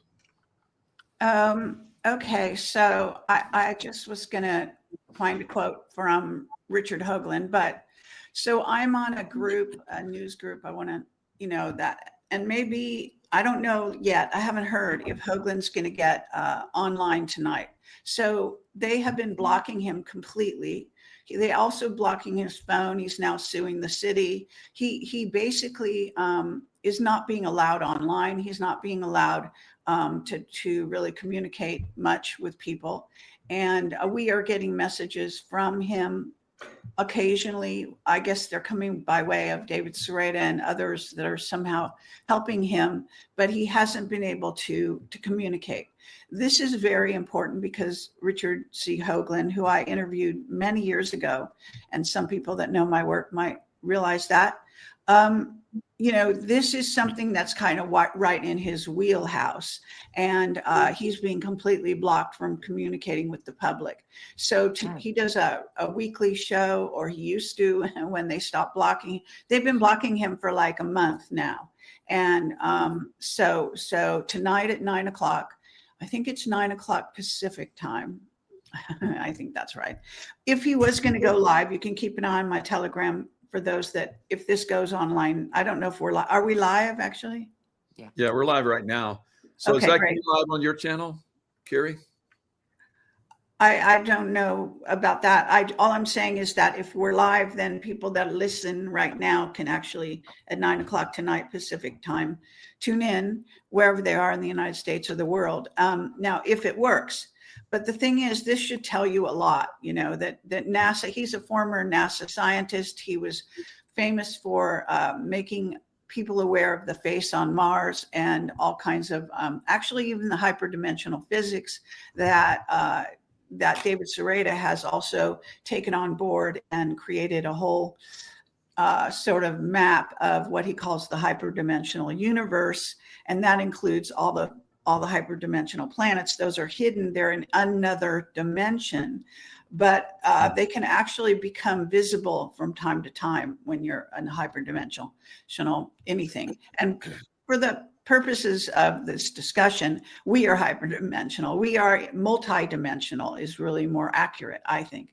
But this is so what David Sereda did, just in a nutshell, is that he has a way of using mathematics, and Richard Hoagland is totally on board with his mathematics. And we did shows where he basically tracked what is the anticipated trajectory of 3i Atlas, and it is literally going along like on a railroad track in the sky, if you want to visualize it, in this weird trajectory through our solar system. And it's making stops or flybys, if you will, of important planets like Mars, Venus, Jupiter, and near Earth. Okay. And it's also going behind the sun. I can't remember. So if you watch my videos, I have like 5 of them or something at this point. Richard was supposed to join the last 3 and he was banned. He was unable to do so. So, but he is sending messages, and that's why I wanted to, maybe when we come back around, I can find the quotes that he made. But the bottom line here is also that I've been tracking the Anunnaki for many, many years. And so the weird thing is that I had no idea like about the mathematics. That's the last area I have expertise in. But as it happened, it matched my intuition and my download saying this looks like an Anunnaki craft. So indeed, he tracked it back to not coming from deep space, which is where they said originally it was coming from. And there's a scientist, his name is Avi Loeb, and I can get his background description if you need it, and we can in a minute or two and bring that forward if you'd like. But he's a lead scientist, if you will, in the mainstream. He does a Substack called Medium, and he writes articles on keeping us all up to date on his view of 3i Atlas. And now we have a sister planetoid. And there's no doubt whatsoever that this is it's an alien craft. It's a artificial craft. Okay. So it's not a comet. It's not a rock. It's actually surrounded by well, they don't say this, but I have a whistleblower called Mark Richards who talked about basically the Dyson sphere, and that a lot of Dyson spheres are constructed out in space, and that aliens often put things into it. I know it sounds kind of bizarre. And well, Earth could be in our solar system could be even in a Dyson sphere, and we wouldn't necessarily know it. Now, so that sort of deepens the mystery. So they say it's 28 miles across. Well, 28 miles is approximately the size of New York City. So if you want to understand how big it is, it's not. A lot of people like to say it's. On one panel I was on, it was saying, somebody was saying, oh, it's very similar to Umumu. Well, it's not similar. Okay, Umumu, unless they were lying about, which it's perfectly possible. But Umumu is, you've seen the picture. It's like a big rock in space, in essence, kind of a little bit flattened. And this is not that. Okay, it's so far from that, I can't even tell you. And I don't want to dominate, so I think I've talked enough. I have lots to say about it. I've been, deeply into this story. And now we have this thing called SWAN. They called it SWAN 2025 or SWAN 25. It's shown up.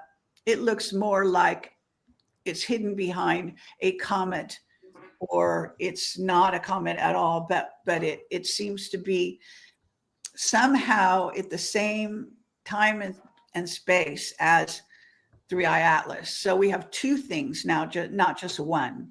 And that opens the dialogue to the possibility that we've got, that could be, depends who you want to talk to. Some people think Galactic Federation is involved here, and we can talk about all that. There's a lot of conjecture, a lot of people who are sort of woo-woo into their, cosmic thing. One person was talking about, oh, it's going to help us ascend. No, I'm sorry. But if you don't know the history of our relationship with the Anunnaki, then you don't understand that they consider themselves gods, our rulers, that Anu is the head Anunnaki, that he is the father of Enki and Enlil. It's all in the Sumerian tablets, open to interpretation. Zachariah Sitchin wrote something like 12 books about it. So I'm just trying to give a whole litany. So anyone watching this who doesn't know Zipall might be able to get up to speed quickly. So I'll just shut up for now. Yeah, and I was going to add, Carrie, Richard Hoagland. I wrote my first book with him, Dark Mission. He's a genius. I mean, he's brilliant. He's beyond brilliant. He has insights that nobody else has before anybody else has them. He's great. Excellent, guys. Great discussion. Great insights, Carrie.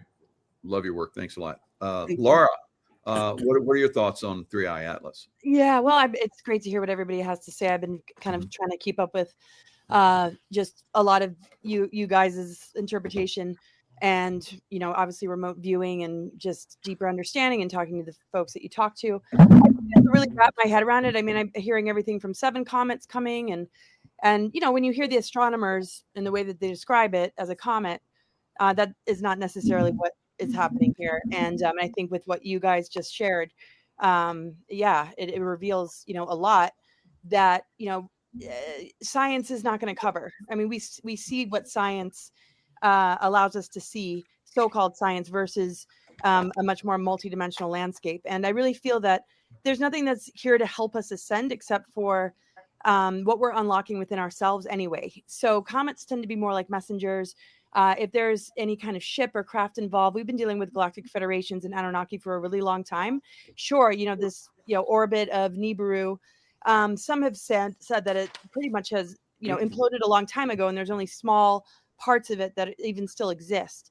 And any Anunnaki return, I don't feel like they ever left, and I feel like they've been our foster parents that have acted like the gods that have kept us from true source, and that we need to awaken to that to collapse the control grid that is putting things in reversal. And there's always going to be a story behind a story. There's a story behind a story, like, and this is why it's important, these kind of panels, because obviously everybody here, including myself, have dug deep into the topics that we are familiar with, or we speak upon, or that some might consider us experts of. I wouldn't say that this has been something I've been able to gain clarity about, but I do have a strong feeling that they always leverage an event in order to create a psyop to distract us away from the truth. And this is no different. So I just love these conversations, because as long as we can put it all out on the table and talk about it, I find it very interesting that Richard Hoagland, out of all people, and well, it doesn't surprise me that much, but I was on panels with him back, and I think the panel you put on, Carrie, at one of the Camelot events, and we had an interesting dynamic because of the recruitment to go to Mars. But anybody who's being silenced, any information that's hard to get out there is definitely, I would, and I think the people that are listening know, put more attention on that and really begin to dissect it. But it's not objects that are going to do it; it's us that are going to ascend, and it's going to take us breaking down the control matrix and the Anunnaki overlays and manipulation that have caused this dependency bond with a false authority structure that has this good cop, bad cop with Enki and Enlil. So I think if we can break that down, we'll also nullify any impact they can have on us, including dark weapons and even sleeper agents that are being activated. If we can understand the weaponized humans and any aspect of information that's been weaponized, we can override it and begin to cap its impact on us. And I think that's just important for us to remember as far as ascension. Wow. I love that. Stunning insights. Thanks, Laura. And wow, what an amazing panel. This is the way we should all be talking all the time. But Beautiful. Carrie's talking about we're heavily suppressed, like Richard Hoagland, unfortunately. Donna, what are your insights on 3i Atlas? Well, I'm listening to the panel and I'm learning as they're speaking. I'm not that well diverse in this. I'm sort of a newbie in a sense. I've been hearing a lot of talk about what's going on, and that's why I love having the panel together, because they educate me and they're going to further educate all of Long Island and New York and hopefully the rest of the world. So I like people to know that I'm not well diverse in these subjects. My heart is very curious to know what's going on, and I have a great panel that's going to help educate us and open our minds to what's really going on in our world. And I love these guys. I'm being honest. And so much is going to change from now until the conference too.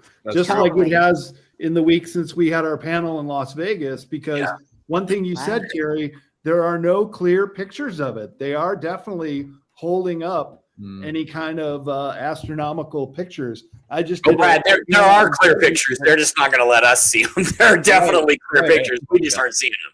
But what if, when it makes that closest connection, if all the amateur astronomers are able to see it and they can't hold that back, what if this is what really triggers a real disclosure in Earth? That's what I'm hoping, more than Project Bluebeam, which could be also part of the cabal's way of ushering in this new world order. That's what they always said it would be. This is a good go-to panel for when the blue beam does come. You want to at least we can look back here and see. I have a question. When that energy, that change of energy comes that close to the Earth, are you going to feel the electric? Would you feel that jolt inside yourself? I mean, are we all connected to all this movement, right? So that kind of movement around that's happening with the planets, aren't we all affected by that? Am I off the charts here, or I missed it? Because I feel that everything moving and something like that coming that close to our hemisphere, our moon, and our sun, I think we're going to feel it within our own energy within our bodies. I'm hoping it's going to be a huge awakening, whether they display it one way or not. Right. Sorry, go ahead, Laura. Oh, no, you go first. Okay. Well, I was just going to say, one of the things Richard and I wrote about in Dark Mission, our book, and I've subsequently expanded on it in some other books I've written, The Choice, pick it up at Amazon.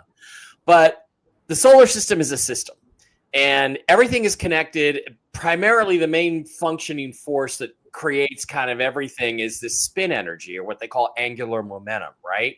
So it depends on if this object is massive enough, if it's got enough spin energy, and if it hits the right angles and configurations as it passes through the solar system, then yes, it can have a measurable physical effect. I mean, Richard's done experiments where he actually measured what's called the transit of Venus, where it's basically an eclipse where little tiny Venus comes across the disk of the sun, and he's recorded it on sensitive instruments, that there is something happening in terms of a physical effect that can be recorded. So you will feel something probably if this thing is really as significant as we expect it to be. You will get a vibe, basically. Yeah, Donna, I think that something weird is going on, and we already do, because of the fact, they're not ramping us up on this so much as we're responding to what I think we energetically already feel, which is that, something weird's going on. And there's so much weirdness in the air right now, gosh, let's name all the things, right? I just wanted to mention real quick, the eclipse energy is, it's really powerful. The great thing is that all three outer planets are in harmony with each other. So Pluto, Uranus, Neptune are all in harmony with each other. And the North Node Pisces, Neptune, Aries, Saturn retrograding into Pisces, moving back into Aries is really the embodiment of the divine human. But there's going to be different levels that people experience, planetary energies, comets. I mean, doesn't matter. Ships, federations, beings. It depends on your consciousness.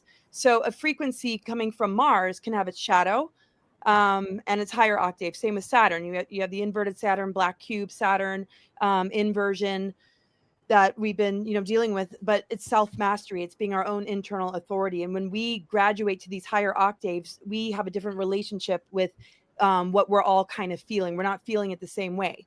Like the shadow of Neptune is self-undoing, even suicide, even addiction, right? Its higher octave is being able to see the multidimensional, being able to see the unseen and bring life to the unconscious. You're going to have a completely different experience. So the question is, do we run away or do we face these things as we confront the energetic shifts?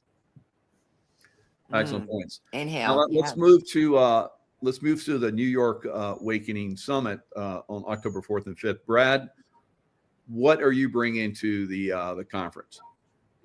Well, I've been asked to speak twice, and I'm going to do my Hidden Esoteric in Plain Sight based on my 3 books in the Esoteric series, which is basically all the things around the world that we've always seen and maybe didn't pay much attention to, but have hidden symbology. And it's been said that symbols are the language of the Illuminati. So we're going to look at all the ways that they're peppering us with their symbology and what it might mean. And then I'm also going to do the hidden anomalies of Antarctica, which, as all you know, I went down there 7 years ago, and I'm working on a new book, which is actually done. I'm just building the index for it right now. And some of these panelists might write an endorsement for it. And it's a great book. I think it's my best. It's my 11th book. And there's a lot of weird stuff going on in Antarctica too. There too may be the trigger point for disclosure if what really is below the ice and in Antarctica could ever come forward. It's going to be amazing. And I now have U-boat maps of Germany during World War II that they show the exact route to get underneath the ice, well deep into the continental landmass to within 100 miles of the South Pole. And that happens to be where this giant hole is in the ice, where Admiral Byrd flew a plane in and saw this fantastic landscape. So there could be high civilization, maybe alien craft that have crashed there that are now coming to the fore, and all the other great and weird stuff about Antarctica I'm going to be talking about in that presentation. So I'm looking forward to giving it. Wow, that's fantastic. Well, I look forward to that book. And, I believe that, Antarctica, I know all of us could probably go deep into this subject, but I believe at one time it was ice free, there was, pole shift, and maybe we'll see it free of ice again in the future. But Mike Barrow, what are you bringing to the conference? What's your focus? At this point, I don't know, because I don't know which thing I want to talk about. There's so many things to talk about. There's Three-Eye Atlas. There's the political situation. I'm thinking about writing a book, and I'm talking to Brad. Brad, maybe you'll publish it. I don't know. Somebody will, I suppose. About the 3 coups, the 3 presidents that have been removed because of the alien presence. President Kennedy, President Nixon, because he had the audacity to show Jackie Gleason the alien bodies and stuff like that, and they said, we got to get rid of this guy. And then Donald Trump, who's the one under whom we created Space Force, which I believe is like Shadow from the old Jerry and Sylvia Anderson show UFO, which is supposed to be the space defense against the aliens. I think that's why he created that branch.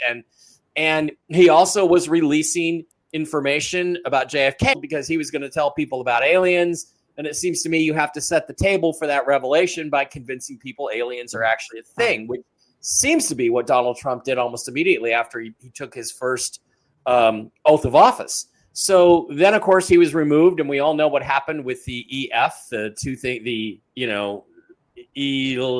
thing we can't really talk about on certain open channels. The second word is fraud. The first word starts with an E. And so, but it's interesting because it seems like the dark state, the deep state, is getting weaker and weaker. But they've gone from to just using EF to remove a president. Which the whole world could see how completely phony that was, and everybody knows who really won in 2020. So I want to talk about all that stuff, but the ground is shifting underneath us so fast that I'm not sure if I will. I mean, there could be major revelations about 3i Atlas since then. So I think we'll focus on secret space programs. I don't know, but it'll be something between what Brad has and Laura's got and all that stuff. But it'll be good. And then the other thing is, look, we got these congressional committees showing videos of what looked to me as an aerospace engineer, former aerospace engineer. They're saying these are videos of UAPs being hit by missiles, and it looks to me like a target balloon being punctured by a drone.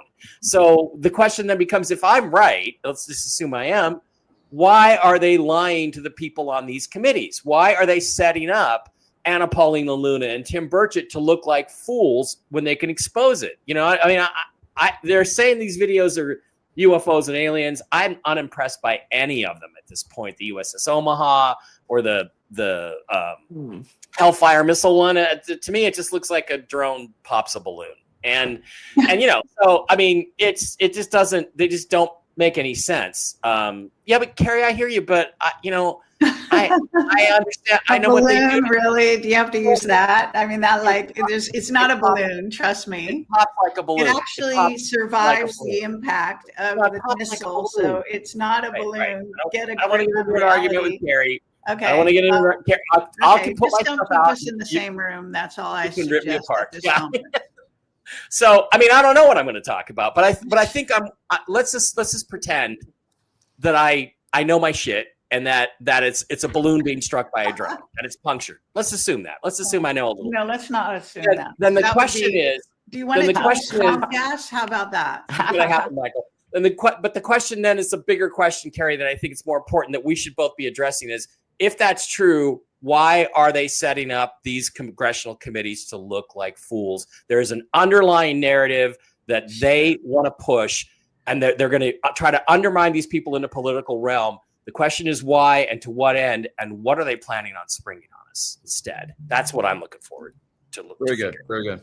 And you're like me, Mike. I just feel the audience out, and I just talk about what comes to mind. So it seems to work out pretty good for me that way as well. Gary, what are your thoughts? What are you going to share? Are you like? Besides ripping on me, what do you? Yeah, right. No, I do want to talk about the Anunnaki, 3i Atlas, the Charlie Kirk. I just made a major video about the Charlie Kirk situation, the White Hats, how they're conducting themselves, how they created that basically false flag, and how he's in witness protection. So I think my information is absolutely unequivocal. And there are a couple other people out there that are, sort of on my side of the spectrum. But I found the quote from Richard that he wrote to this small group that I'm part of. And it says, "It's time for every human on Earth to face the truth. They're here. In fact, 2 ET groups seem to have arrived simultaneously, each in very different planet-sized spaceships." So we have this thing, he says, and I'm continuing a little bit here. He says, the latest Swan 25 now image is taken by another amateur astronomer. So we're not, yes, they actually have made AI videos where they've talked about this Event Horizon hacker group that supposedly hacked NASA. But then when you look at the video, they don't give you any new real pictures at all. They say they hacked them. They say they got all kinds of pictures and they don't show them. So somehow something very weird going on with that. This thing, he said, this is Richard's words. He's saying that this latest ET vehicle is heading right for Earth. This is, there's this sort of amateur astronomer called Philippe Romanov. He got, I guess, some good images, and I can show you this. So I actually have a lot of images for you. I could just go through them really, really quickly. So let me see if I can share my screen. Is that all right? Yeah, absolutely. Go ahead. Because, you know, pictures are better than 1,000 words. Totally. They say. So I hope that I can get to this. So hold on one second here. I just need to show my desktop. That would be the best thing. Okay, I'm not sure how to do that. Okay. Hope nobody out there thinks we're like Heaven's Gate here when hail come through and I'm kind of suicide. Well, I have a major image right here to show you that Richard sent. So, you know, it is useful. Share screen. I think we can do that. Hello. Okay. Chrome tab window. Let's try entire screen. Okay, let's try window. Okay, can you see? Are you able to see anything right now? I think, Michael, it'll pop up on us as another window. All right. So do you see this? This is it. Okay, I think I got it. Right? Is that it? You see that? Yeah, you got it. So this Richard Hoagland sent through. I guess the image is captured by this. And he also is saying, you know, why is Trump saying nothing? Which, of course, they aren't saying anything, which is really annoying to everyone. And by the way, the UAP hearings, you know, they are disclosing some very important stuff there, but they're still sort of examining their navels and basically wondering if there are crash retrievals, something we solved, I don't know, a good 20, I've been doing this 20 years with whistleblowers, and impeccable evidence, and all of them working in above top secret most of their lives. So, you know, what is taking so long? It's just a dog and pony show that's just being dragged out. It is embarrassing how, sorry to say, how stupid a lot of these people do appear to be. The obvious is the obvious. Okay, so this is how this new thing called Swan 25 looks, at least at this moment, in an enhanced picture. Okay, now if I can, I don't know how to get rid of it. That it doesn't want to let me do that. So I have a whole shitload of pictures here that I can show you. So can you guys see this? Is this on the screen now? It looks like a wheel, kind of. No, you haven't shifted. Still the same. Oh, all right. Hold on. Okay, so if you go like, maybe just exit out of that and then click on the new one. Okay, stop screen and then present, share screen. I mean, Zoom is so much better than this. This is just like really bad news. Okay, okay, so there is an astronomer. Can you see that this is a drawing? Yeah, we got it. Yeah. Okay. So this is a drawing by John Walson. He's someone I know, I've met. He's actually very famous for photographing craft right near the sun. He has been on the Rents show years ago, many times. He is an astronomer. He lives in England. I've seen his telescopes. We've been on the top of a rooftop in Malta watching UFOs go by with his telescope. So he's the real thing. Now he is afraid for his life. He's not allowed to say, he can look through his telescope, but he can't tell us what he's seeing. But he did make a drawing. This is what he saw of 3I Atlas. So he seems to see some kind of craft. And by the way, it's surrounded by rings of some kind of atmosphere, something like a Dyson sphere or something, and then some black space. So it's kind of floating in the middle of these protective rings, if you will. So just showing you that. I think I can go right down the road here. Now, these are his. Okay, so what he did was he went online, he searched, and he's completely obsessed. So he searched for the best images of 3I Atlas. And so I'm just going to run through these really quickly and show you what he got, because no one has seen them except the people who have watched my shows and so on and so forth. So these are much more interesting, I think you must admit, than anything you've been seeing or anyone else has been seeing. And they're getting a level of detail which is quite extraordinary. Carrie, these are John's photos, is that correct? John Leonard Walsh? Okay, so let me repeat. If he actually shows you what he can see through his telescope, he can see through his telescope is like the surface of Saturn. I mean, I've been right with him when he's looking at this stuff. He's got the moon like so up close, you wouldn't even believe it. I mean, he's got the goods. NASA lies to you. They have the goods, okay? So they have Solar Warden that patrols our space, our solar system. They have, believe me, they're in contact even. I mean, as far as I'm concerned, they're in contact. So again, I'm just going to get that out of here. So I guess I'll leave it at that. Those are some pictures just to sort of whet your appetite, if you will. You probably are going to see more tonight on Hoagland's show. Awesome. If he's allowed to do anything.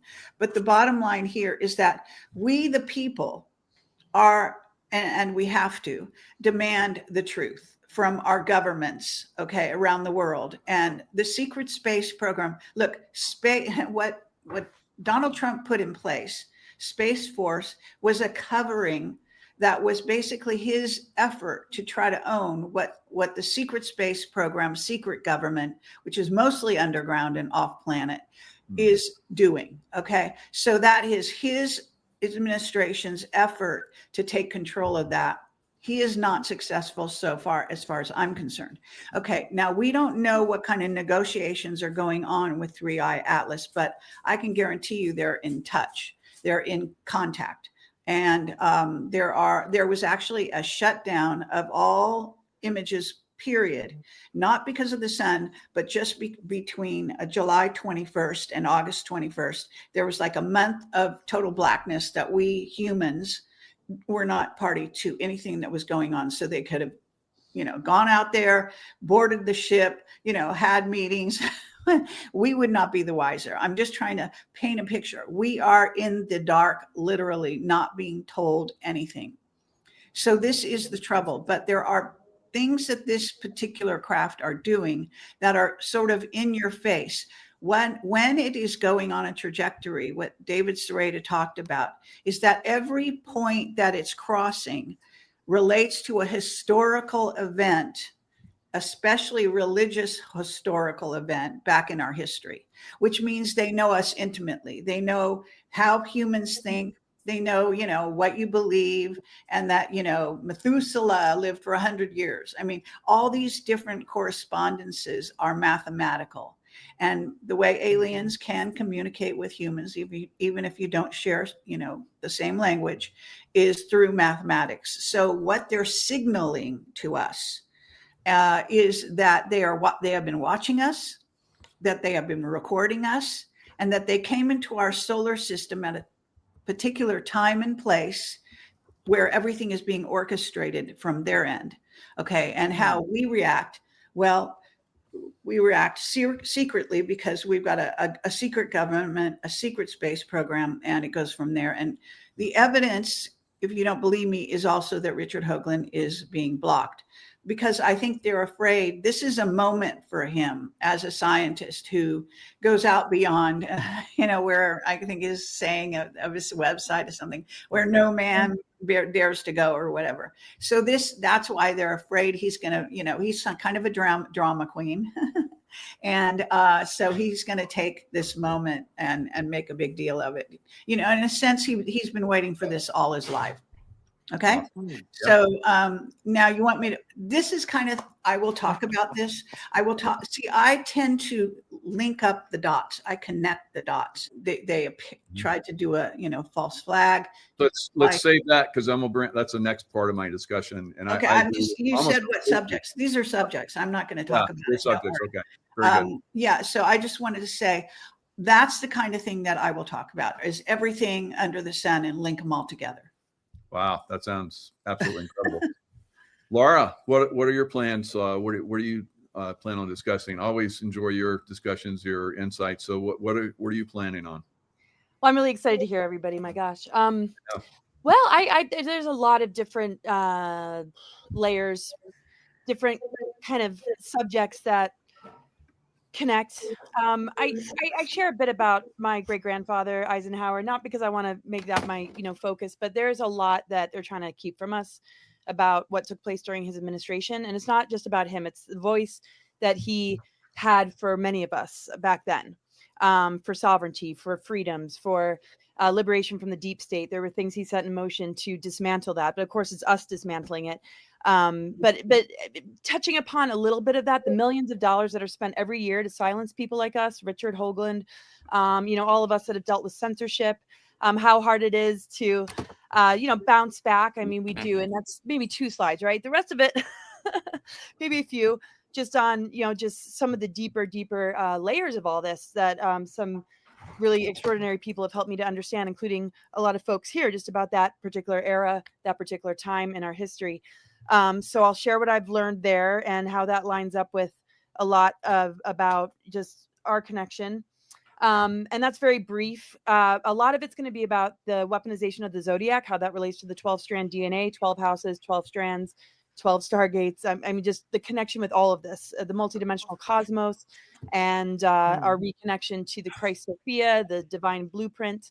Not in a woo-woo kind of new agey way, but in the way of how does this relate to the planetary grid network, and what were the reversal grids? What happened that made it so we're born into a system that literally from the beginning of our life begins to throw us into inversion through all the pillars of society that are all swamps that need to be drained. How does this show up in the zodiac with all the different astrological alignments that are going on? What is the psyops that we're being thrown to hijack that growth period and initiation that we all experience in our own unique ways? Is to bring us, into the 0-point unified field and not be so ruled, by alignments too, because a lot of what rules us are that Anunnaki that, Carrie talks about so much, and others that have been in the field. And I know all of you have touched upon the subject. Where is that overlay? How does it show up there? How can we begin to move into the 12 tones, the flames, the true representation of what this meant, where it was much more embodied than, something we experience on a prediction level, which is important for awareness. It's like we'd want to know the weather forecast before going out. If want to make sure we wear a rain jacket and a coat if it's going to be that kind of weather. But how can we drop the being played, being controlled and manipulated, and how to clear or acknowledge the clearing that needs to take place in our creative channels, to move beyond the archonic sort of lower astral, lower shadow Neptune, to move into that multidimensional awareness as a scriptwriter, as a empowered person that reclaims that creative imagination and writes a better script for our future. So it just goes into where does that show up in places we don't expect, and that can be incredibly revealing, just like iridology or looking at hidden things about our bodies that might reveal more than we thought. So I'm kind of shedding light on some of those sort of things, and that the future is in our hands. So a lot about galactic history and the remedial tone that the system was designed to keep out, so the mother energy would never return and reclaim her body.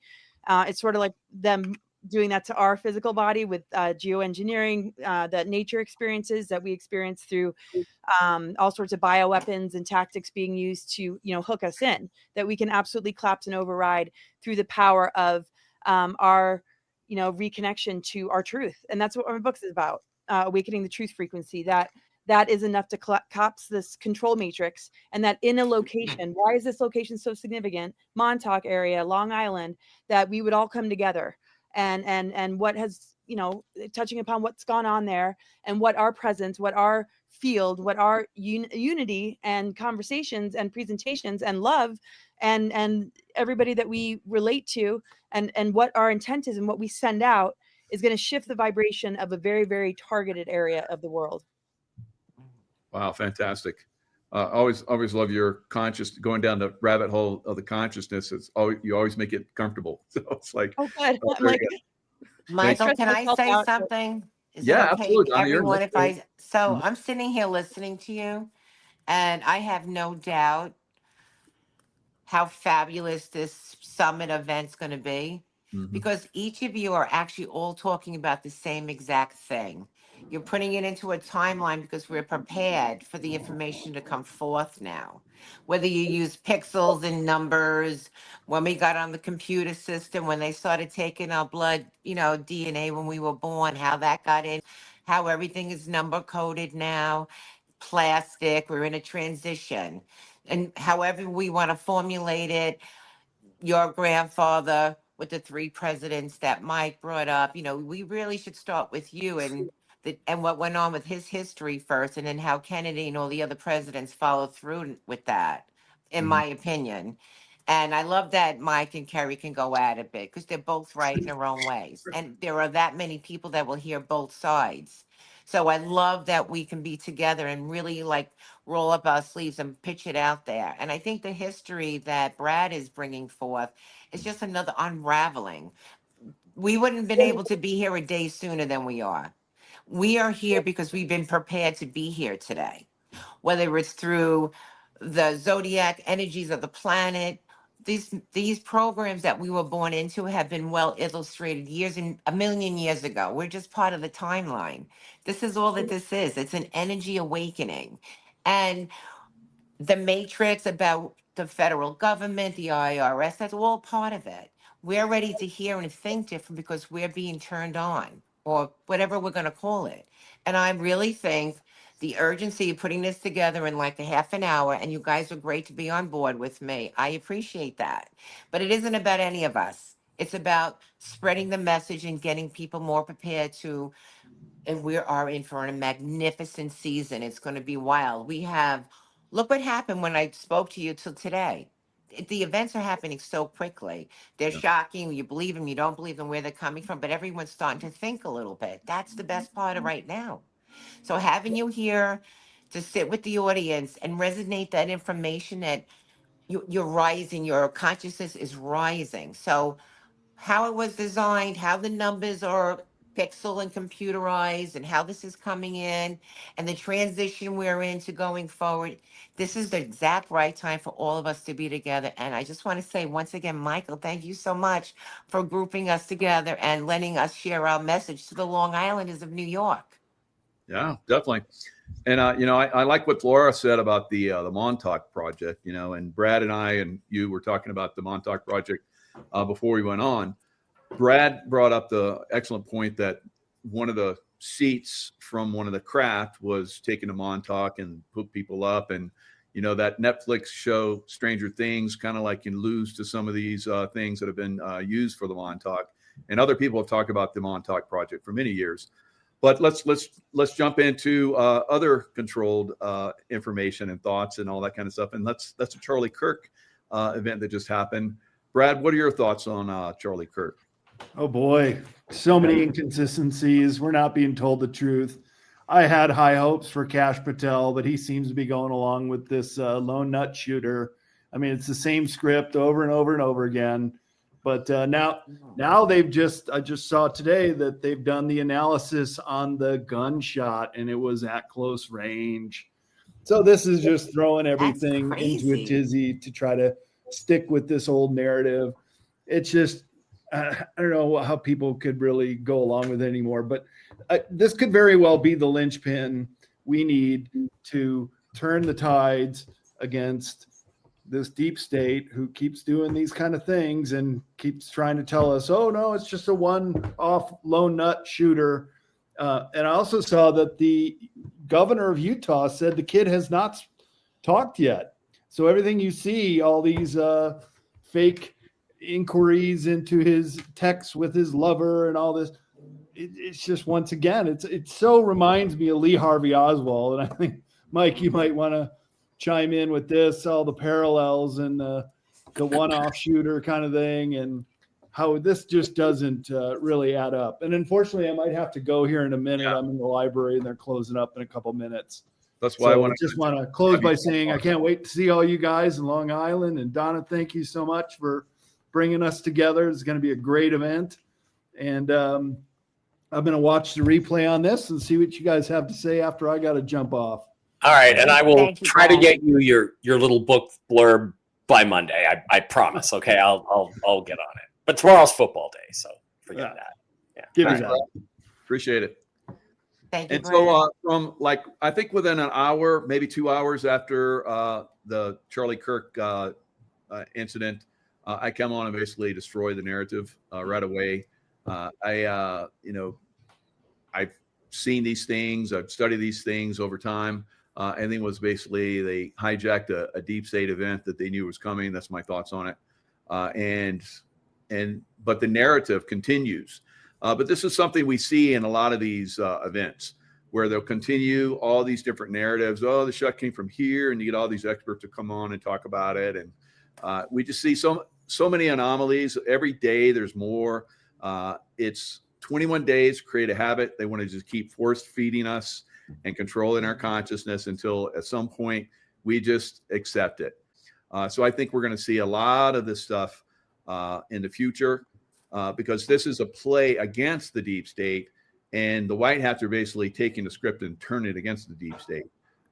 So I don't see it as a huge negative, although Carrie and I and all of us here will agree that, yeah, we would like to say the truth, and that's our business to put out the truth. We're not attached to anyone. No one's controlling us or puppeting us, although I see some people out there that are. We're out there sharing the information that's true, and you're going to get it from us. We're going to constantly give you the true information. You can decide for yourself what you want to believe, and that's just the way it's going to be going forward until everybody wakes up. So that's going to take a little bit longer. Carrie, what are your thoughts? Well, I can play a clip that's like less than probably a minute long, where Juan O'Savin is describing how they put people into witness protection. Right. And he was the reason that matters. It's all in my video that I made. But Kash Patel was talking to for the FBI. He was on a podium, and he basically made a statement to Charlie saying, so long, brother, we've got this. I'll see you in Valhalla. And those words are actually echoed by Juan O'Savin in a previous broadcast. And he is ostensibly the spokesperson, the lead spokesperson for what is in essence the Trump White Hats or the Trump MAGA movement, or whatever you want to call the name of what they do. Okay. But they are the ones that are the military arm of the Trump MAGA movement. And Juan is the ostensible leader. I've been told he has a rank higher than general. He is JFK Jr., and I have backed that up with lots of evidence over the years and done many interviews about that. So what I'm saying here is not going to be per se about that, but it is what he said in this statement that is so striking. So I could basically share my screen again if that works and play this 1 minute video if it works. Is that okay with you? Yeah, let's play that. That's a good. It just takes 1 second for this thing to play. Long and short of this is that you're on his stage.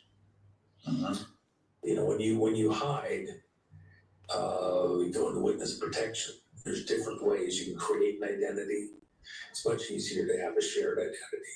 And do you allow them free somewhere, or do they go to what we call Valhalla, some holding place that's not able to be in communication with the rest of the world, but as a community? And then you can bring them out later on. Rest now, brother. We have the watch, and I'll see you in Valhalla.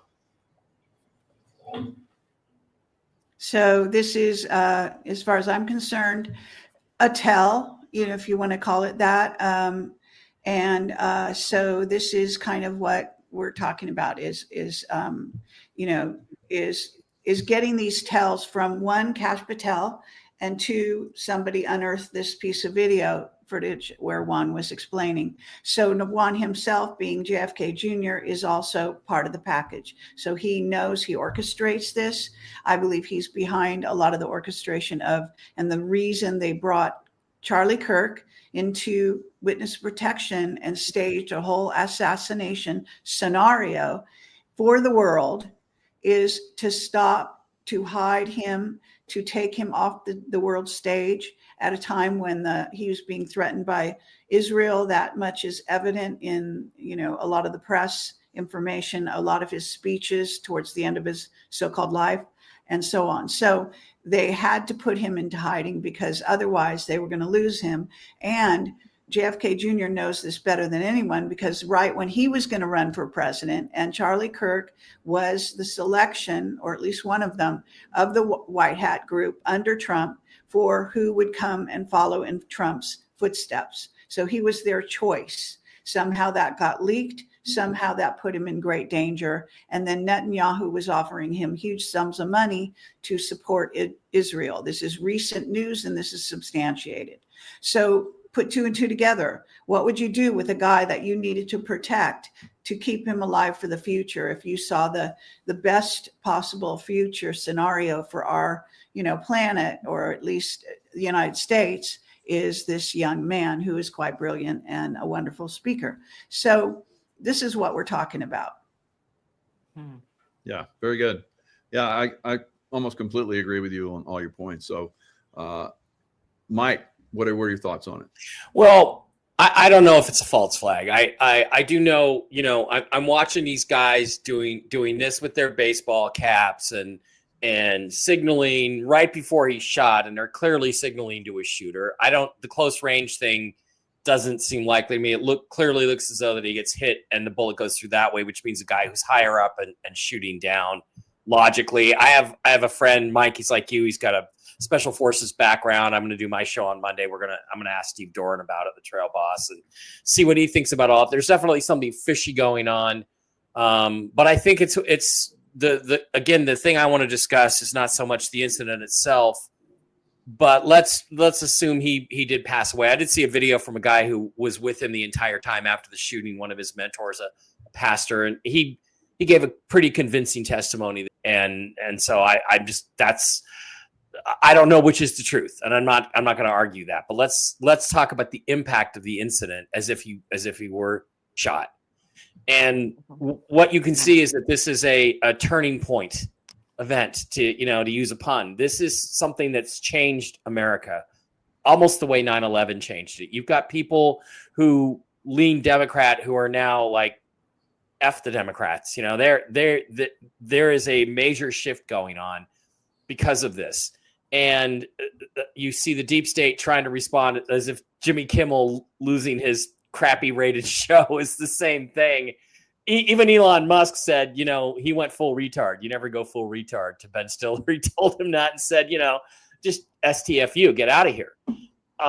Because what matters is that he was taken off the stage. Now, whether it was by the white hats or by the black hats, he was taken off the stage because he loved God, because he loved Jesus, because he loved America, and because he was changing the hearts and minds of young people and turning them away from the satanic dark cabal.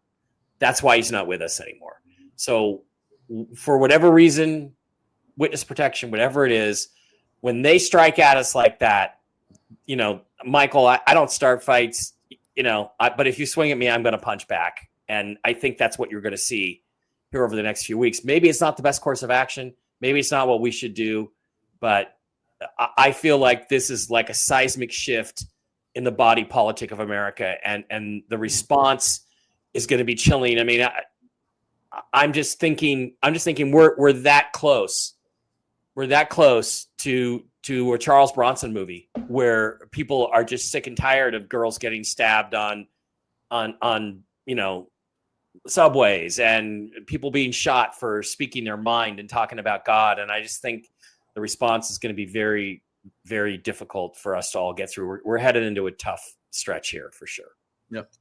I think it's a turning point too, but like 9/11 was a deep state controlled operation. Mm-hmm.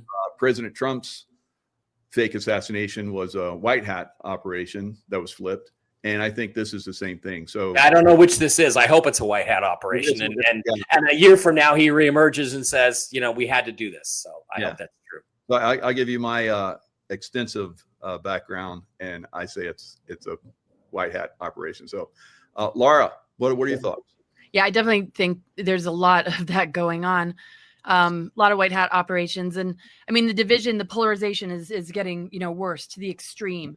And with all these, we're not talking just sleeper agents. We're talking, people that are just amongst us, that have crossed the border, that have been, activated, that have been released from underground base. I mean, God only knows how much that is, going on, and what this bioweapon has done to people's mind, connected to the 5G as well, to create more unrest, more division, more danger for all of us. And we've all put ourselves out on the line. We know it. we're a team, I feel, with the White Hats and the positive military units and the things that are going on to shift what's going on the planet. So what we see on the world stage is very different than what is actually going on. And I do definitely feel that there are a lot of different stories that seem to be coming from that side, Patriot or White Hats, or they're doing this and they're clearing this out and they're being executed, that make people complacent. And some are very, very, accurate, I'm sure. And you're the one that is really that clarity, Michael, and all of you, Carrie and Mike as well, to really be able to see the anomalies and the signs. And if you don't know how to read that, you can't really navigate very well what's going on in the news. There's a lot of CGI, there's a lot of AI, there's white hat operations. I definitely felt that the assassination with Trump immediately was a white hat operation. And intuitively, that was the first hit that I felt about Charlie. I've kind of kept a distance from the news lately just because my energy field has been so overwhelmed. But I feel so much is moving in our favor, because an awakening humanity is going to have a society and a system that is collapsing and reflecting back the victory of what we're attaining from within. And we just have to stay the course, regardless of where we might feel where the information takes us. Even you guys arguing, you could tell it's playful. You don't mean anything vicious. The thing is, these conversations without the division and holding that line and being that example for others, that we can all see different perspectives and have different backgrounds or opinions about this, and have a wonderful conversation about it and learn from each other. So I think, Michael, you've always talked about, this being able to see and remote view, and with your background and your insiders, Carrie, and your incredible research, and everybody here. So it's going to be amazing. I got to go to be at this event. Thank you so much, Donna, for pulling us together. I just have so much love and respect for all of you. And Michael, it's always amazing to see you. And I look forward to seeing, where all of this goes. And it'll be interesting to see how the next couple of years unfold. But yeah, I definitely see something spiking, and will override and help to de-weaponize the humans that are becoming weaponized, and that the white hat operations are happening to protect a lot of people right now too. Thank you, Laura. Yeah, Love you, Laura. Love you Thank guys. Love you too. Thanks. Do you want to hear what I think about Charlie? What happened? Yeah, You're absolutely. interested? Yeah, just sorry, I'm going to have to go as well. But I can stay for your whatever you might say here, Laura. Thank you, Carrie. Donna. Thank you. But I actually have to go. I think, I hope it's a white hat operation. There's been so much of that around here. We don't know the truth about much of anything we've ever learned anyway. So we don't really know what's going on here, but let's just use the fact that we can look and have a conversation and figure out white, dark. But the fact is that he was assassinated in front of a lot of young American children, young adults that are going to be, running the world, making peace, full of hate. We don't know. And it's a global, it affected the entire planet. So whether it's white or dark, the fact is, the reality in the world that we are living, it was traumatizing to see a life being taken out. Young father, upcoming, someone's son, husband, father, and all he did was have peace rallies and conversations, spoke to people who had nothing in common with him. It was a very peaceful exposure. And then he got shot. And I think the message is, America, you wave your flag, you're an American. Don't let anything keep you down. Don't be afraid of anything. I think this is going to bring people out and give them a lot of courage in a peaceful way. Because if that's the leadership that Charlie was projecting, peaceful conversations with people who have nothing in common with you, I'm all for it. And I think that shakeup was not only based here in America, but it hit globally. The millions, the billions of people that don't have these conversations, but it affected them. So it's time to stand up with pride and not be afraid to speak freely amongst other people who are different from you. And that hate and that division, how they're constantly dividing you to hate somebody, don't empower it. Don't let his killing be in vain. He was a peaceful man who spoke to people who are very different from him. That was to try to make you afraid of being a free soul spirit. Let's not forget that. And one other thing, while I'm an American, I'm not agreeing with all of what America did, right or wrong, but I'm an American and I am going to wave my American flag. And if you're an American and you're living here and you don't like seeing that American flag, that's a sad day for you. But not every other, all the Americans here, put your flags out, be proud to be an American, support what Charlie's efforts were, freedom of speech, the loving people that we are here in America, stand up for America, the loving, peaceful people that we are, support Charlie. Do not ever be afraid of being shut down. He did what he did. Believe it or you don't believe it, future adults of this world. They're trying to frighten you to not speak. And I don't want anyone ever to say that he was a brave man. You don't have to be brave to speak freely from your heart. You just have to speak freely from your heart. And we have to stand behind what happened there.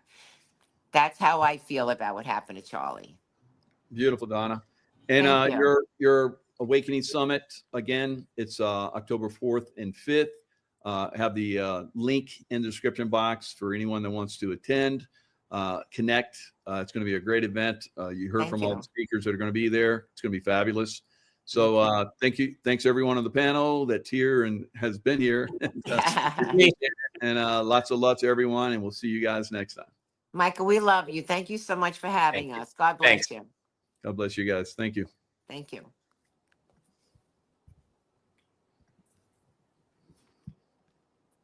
That was really good. We're still on. Goodbye, guys. Thanks Goodbye. everyone for Hi, showing Donna. up. See you in a few weeks. You got it, We'll Mike. talk Thank you. again. Thank you. Yeah, anytime, Tracy. Hello, everyone. It's Michael Jaco with Unleashing Intuition Secrets here in Anaheim, where we're having the LifeWave Convention starting tomorrow. I believe very strongly that every time a LifeWave patch connects with someone's body, that person is much better served going forward. So I think that more and more people are finding that out, and we hope to get more people to get involved with LifeWave. Of course, being an event like this really gets you motivated because all the new technology that they normally reveal. Now, as far as like the weather, strong storms, earthquakes, and so forth, will be increasing. I've been talking about this for a little bit now, and they have been increasing, of course. I think they're going to really start to kick up going forward.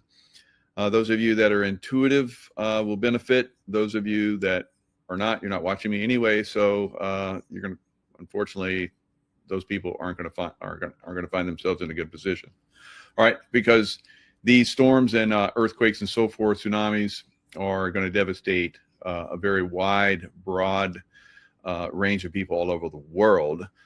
So that's going to be very tragic. Now, I want you guys to understand that once these tragedies hit, they're the beginning, all right? The beginning of much more coming. And so you can't get too involved.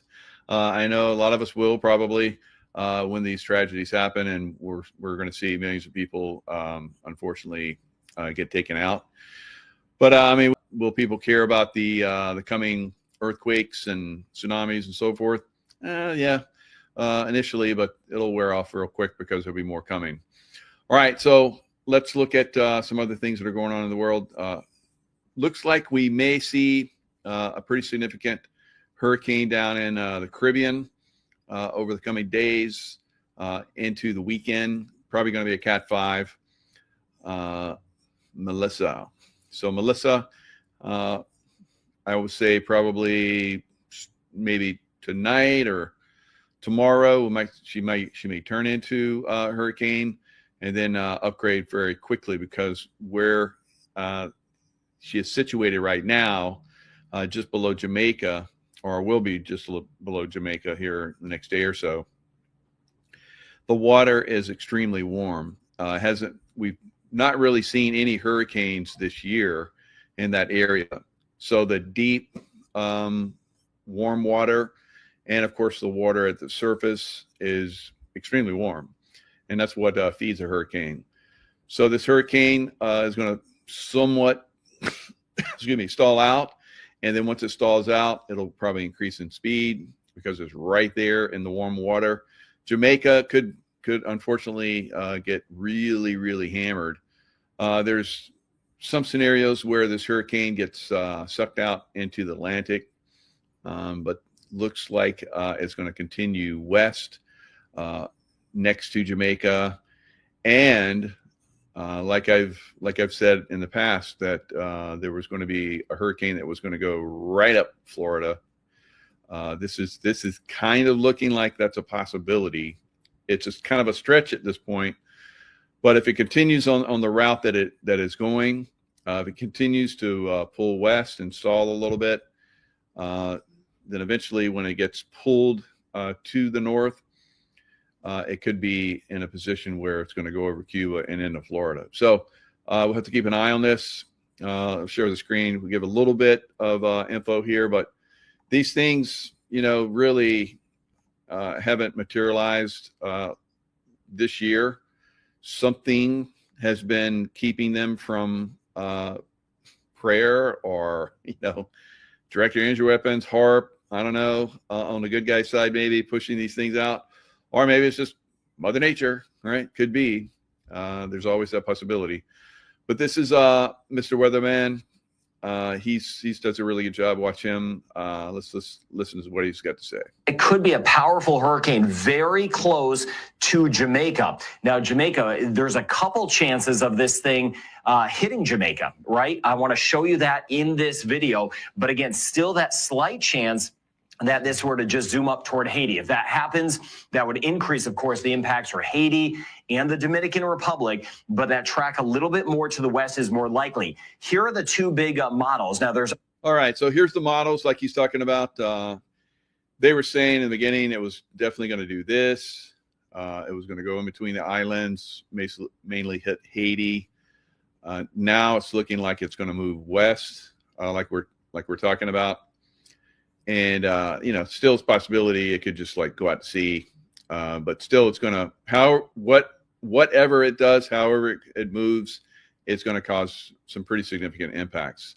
Now, if it goes along the Jamaica right here, they're going to get some serious Cat, 2 all over the island, maybe upwards of Cat 3. Of course, on the side where the hurricane is, they could get up to Cat 5.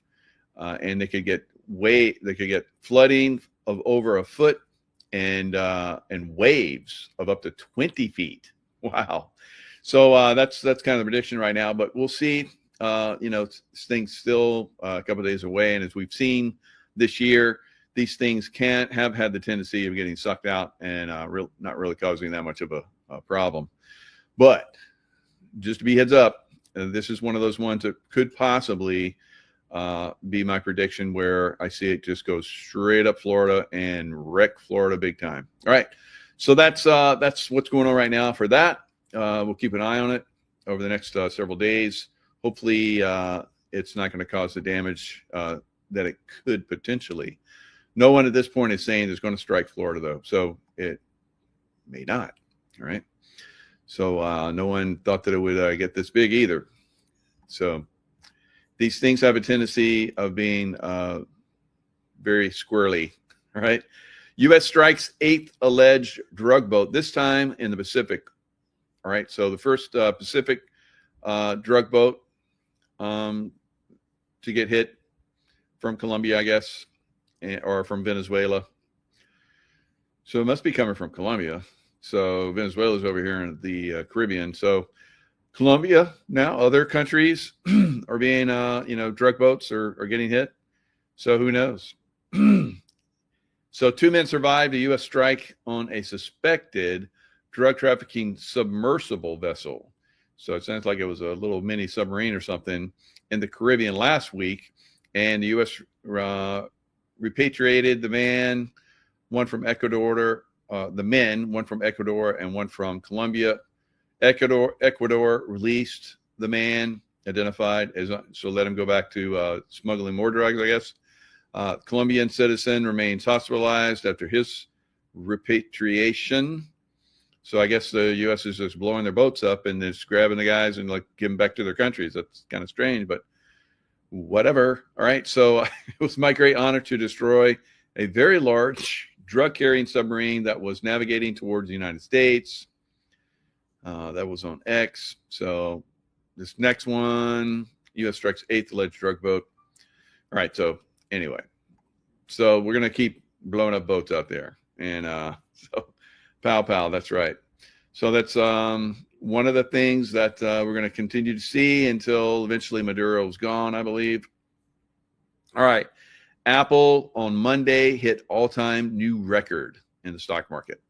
So it really zoomed up. It really pulled the entire stock market up. S&P, the Dow, NASDAQ, all hitting very, very high levels. The Apple was I think it's a $4 trillion company now. It surpassed Microsoft. So I think they go back and forth. One, passes over the other one, but Apple on Monday, I don't know what it is today because the stock market was down today, but on Monday, it was a $4 trillion company. And that's because I guess this new Apple 17 phone has done really well.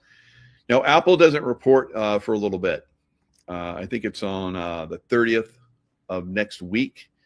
There's several companies that report on Wednesday, the 29th, and then Apple on the 30th. Now, I think these companies are going to continue to see profits. They're cutting costs by cutting their employees. This is normally, in the last stages of a bubble. You're going to start to see unemployment rise because the companies are basically getting rid of their employees because it costs a lot of money. But eventually, it crushes the companies. They're going to end up not being profitable. But to stay profitable in the last several quarters before they go under, they're going to cut employees. The unemployment rate goes up like it's been going up. It's going to continue to go up because this is a sign of a collapsing economy. And then the stock market bubble pops eventually, probably, I would say, into next year, early part of next year is when it pops. But it could pop the end of the year. Now, we know that Warren Buffett, Berkshire Hathaway, sold a massive amount of its Apple shares. And, he's basically retiring at the end of this year. So I guess he wants to go out on a good note. And so he's basically gone to cash more than any time in history of Berkshire Hathaway. But like I said, of course, he's leaving the company, and who knows, maybe he just wants to go out on a good note, or he's going to leave the company with a lot of cash. So when the stock market does crash, which it will, then Berkshire, whoever takes over, is going to look really good because they're going to buy everything cheap. And then, I don't know, 30 years from now, it'll be worth a lot of money because 30 years ago, if you'd invested $10,000 in Apple, today you'd be worth $6.9 million. Now, how many of us would hold a stock that long? Not me. Not me, baby. So, but maybe there's some people out there that did. Maybe, I don't know.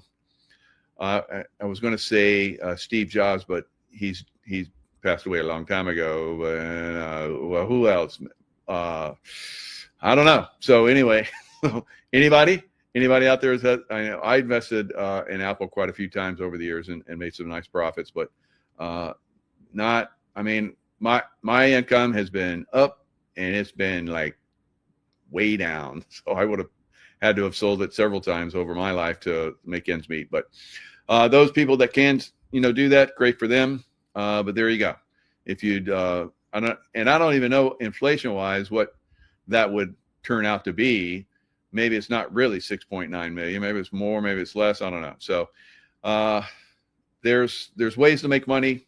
And one of the greatest ways to make money is silver.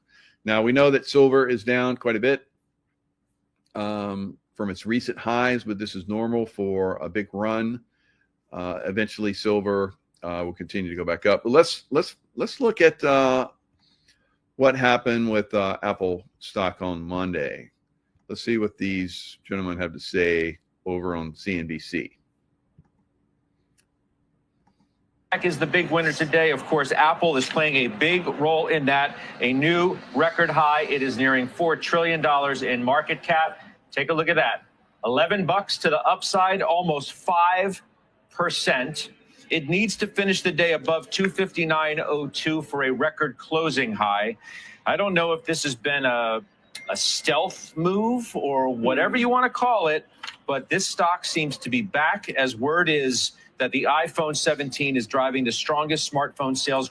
Yeah, it's called a bubble, but these guys aren't going to admit that or talk about that. All they're out there for is to basically pump people into buying more stocks. All right, come on, be a little bit more excited about it. You and I have been talking about this since the summer. And I think one of the things that's important to understand, in particular with the Mag 7, is where are people in terms of positioning, sentiment, and expectations? Yeah. All right, so there you go. So, you know, rah, go buy Apple stock while Berkshire Hathaway sells their shares. That sounds like, So one of the reasons why, you know, the biggies sell early is so that people can't go, well, you knew it was going to go bad. You sold a year and a half ago. Yeah, so it doesn't fit, right? So he made a massive profit. If he'd kept his shares, he'd be up another $50 billion. Can you believe that? Another 50 billion. Billion. So yeah, I mean, what's a 50 billion to a guy that has, like, I don't know, close to $1 trillion worth? I don't know. It probably is not so much. So for me, you know, $100, $50, that's a lot. But for these guys, 50 billions, like, whatever. So whatever. So silver, silver's getting knocked down. Gold's getting knocked down. Platinum's getting knocked down. The precious metals getting knocked down. But they did go on a crazy run. And it's not unusual for them to get a little rest, right? So I guess I'd like to see them go up forever. But if they do that, they've done that in the past. And they go skyrocketing up and they come skyrocketing back down. Now, a lot of people are really scared. They think that, oh, no, this is like the last two times where there was it went to $50. Now, remember, this time it's gone to an all-time high, way past $50. I think almost $54. So, and gold is just like staggering how far up it's gone just over the last couple months for both of them. So they needed a pullback. They've gotten a pullback. It remains to be seen if it's more than that. I doubt it. But who knows? I mean, I predicted a lot of stuff, and I predicted stuff that didn't come true. But this one has done exceptionally well. Of course, you know, anything can happen. You got to trust your own intuition. Like I said, those that trust their intuition will survive and thrive in the future. Those that have no clue what even intuition is, not so much. Right? We'll see. None of them. All right. So this is what we're seeing with a lot of things going forward, guys. You're going to get a lot of like counter signals. And if you're not intuitive, you're going to like bail when you should be holding, or you're going to be holding when you should be bailing, or you're going to be staying when you should be fleeing. Right. So all these things are coming into play. You'll see a lot of things that are going to blow your mind, right? And I'm very open-minded, but you know, it's crazy. Yeah, it would be nice to hit 1 million, 100,000. I'd probably have like millions at this point if YouTube hadn't taken me down. Now YouTube is starting to F with me again, so enjoy me while you can. You never know. All right. So of course I still have a Rumble channel, and I keep Rumble supply with videos and so forth. So there's my Rumble numbers still are growing at a snail's pace like they have been for years. But yeah, here on YouTube, especially once you hit 100,000, usually you start to move pretty quick. So we'll see. But yeah, they're definitely playing some games with me again. So anyway, Magnificent 7 earnings cheat sheet. Tesla reported today. They had good numbers, but their stock is down. It's just a down day. I think it's just going to be a little bit of a downer, up and down, until we get the Fed that's going to meet starting Tuesday, and then they're going to make their probably a quarter point drop in the Fed funds rate is my prediction. Some people have said a half. I doubt they will do a half because I think there's still a little bit of inflation that's out there and probably having a little bit of impact. Now, we'll get inflation numbers on Friday. Now, a lot of other stuff because of the government shutdown, we haven't been getting a lot of reports that the market needs to make decisions of whether they goes up or down, whatever. Right? It's going to go up. It's going to go down, but it's definitely going to go up. So we'll see.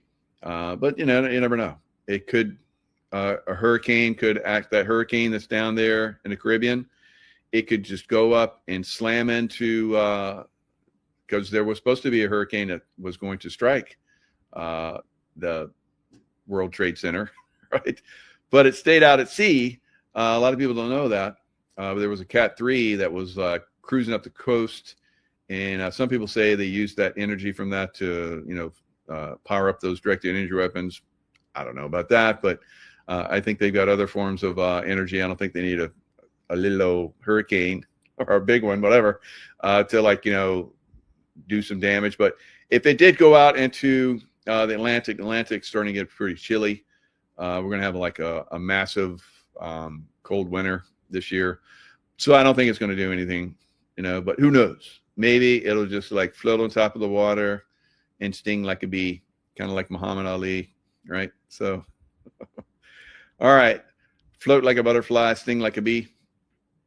So maybe it'll do that, guys. And then the stock market will collapse because the hurricane comes and slams it, and it'll burn while the hurricane's like raging outside the, because that's the way they like do crazy stuff like that. It's like, look, LA just burned, but yeah, all those trees around those homes that didn't get touched. That's normal. That's normal. So okay. So I guess a lot of people believe that because Gavin Newsom and all those guys are like Gavin's dancing. Oh, we're going to sell all those houses. And everybody's like, oh, look at Gavin. He's such a cute vampire boy. So he's still there. So Californians like, they hate me because I tell them the truth, because you guys don't go out and clean that shit up. And so all those people are still in power. And, that's why. I don't know. Maybe God's going to like clean up California. So I don't know. So maybe all of you guys are into that. If, huge tsunamis come and like take over and just smash California. So like, well, they were bad. God just cleaned it up. Right. So there you go. All right. Magnificent 7 cheat sheet on Wednesday. That's 29 October. Microsoft, Alphabet, Google, and Meta will report. Now, I say that they're going to be good, right? Whether they are or not, it's going to be good, right? So the Fed's going to go quarter point cut. These after hours will have like astounding, earnings. And then on Thursday, we'll probably see stock market hit new records. It'll be like ridiculous. Who knows? I don't know. So I don't know. Buy the dips. Buy the dips and you'll see what happens. And maybe you'll make some money, maybe you won't. And but if you buy the dip in silver and everything goes up, like the other day, like Monday was an everything up day. So silver and gold, God, just went crazy. Gold was like, God, it was up almost 100 and something, almost 150, $170. And it was like, wow, look at that. And then, 2 days later, or a day later, yesterday, it was down like 300. I was like, wow, that's like, it set a record going up and then it set a record going down. All right. The same thing with silver. It's been like, charging up. And then we have this crazy down day yesterday. Now, is that harbinger, like I said, of future pricing downturn? It could be. But whatever it is, should be buying it. All right. So, because silvers will absolutely go to the moon. So many people are fickle, and it's kind of like, your fickle effers, right? F squared, fickle buck, right? So if you're doing that, then so you have to say that fast. I don't want to offend anybody, but if you're doing that, if you're fickle, you're never going to make money. So you have to find that one thing that you trust and you believe in, you understand. I understand silver because I've been investing in silver since I was a little boy. When I was a little boy, so as all the way back when I was like 7, 8, yeah, I would like buy silver coins from my friends for more than the coin was worth. It sounds kind of stupid, but I knew that silver at one point, which I saved all that. And eventually, of course, I made a lot of money on silver and gold. I sold it at the last time it went up back in 2011, which was good because I needed it because CIA was destroying my life. So I needed that money. And so I was able to survive. And here I am thriving again until, I guess, I don't know, YouTube and CIA and everybody else comes and destroys my life again. Who knows? So kind of the way it works for me. So I tell everybody what's happening. I save everybody's lives, and then I get destroyed. So I don't know. Maybe this time it'll be different. All right. So Amazon will be one of the last to report on the next day. So Thursday. And then on Friday, is it Friday or the next? I don't know when Apple reports. I think it's Friday. It might be the same, but anyway, NVIDIA on 19 November. So it's way out there. NVIDIA is the one, probably next year sometime. NVIDIA is going to have an earnings disappointment, just like Cisco did when we had the .com blow up, when Cisco was like a NVIDIA of its time. So finally, after cutting, the employees, and because employees aren't there, they're not, creating new products and so forth. So the stock went down. Hello. Their earnings went down. So all of these companies are going to be like that. Now, a lot of people are like, well, AI is replacing everybody. No, AI is not replacing everybody yet.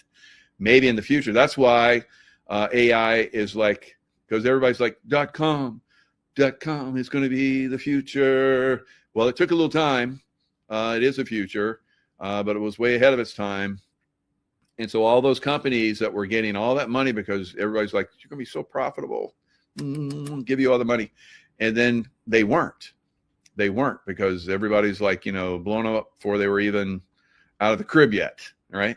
So, and then eventually they got old enough to crawl out of the crib, and then they started to work out, and they got big, got muscular, got fast. And like me when I was a little boy, and then I became like a running back and tailback and did really good. And I was like, I think I'd rather be a Navy SEAL because those guys are cooler.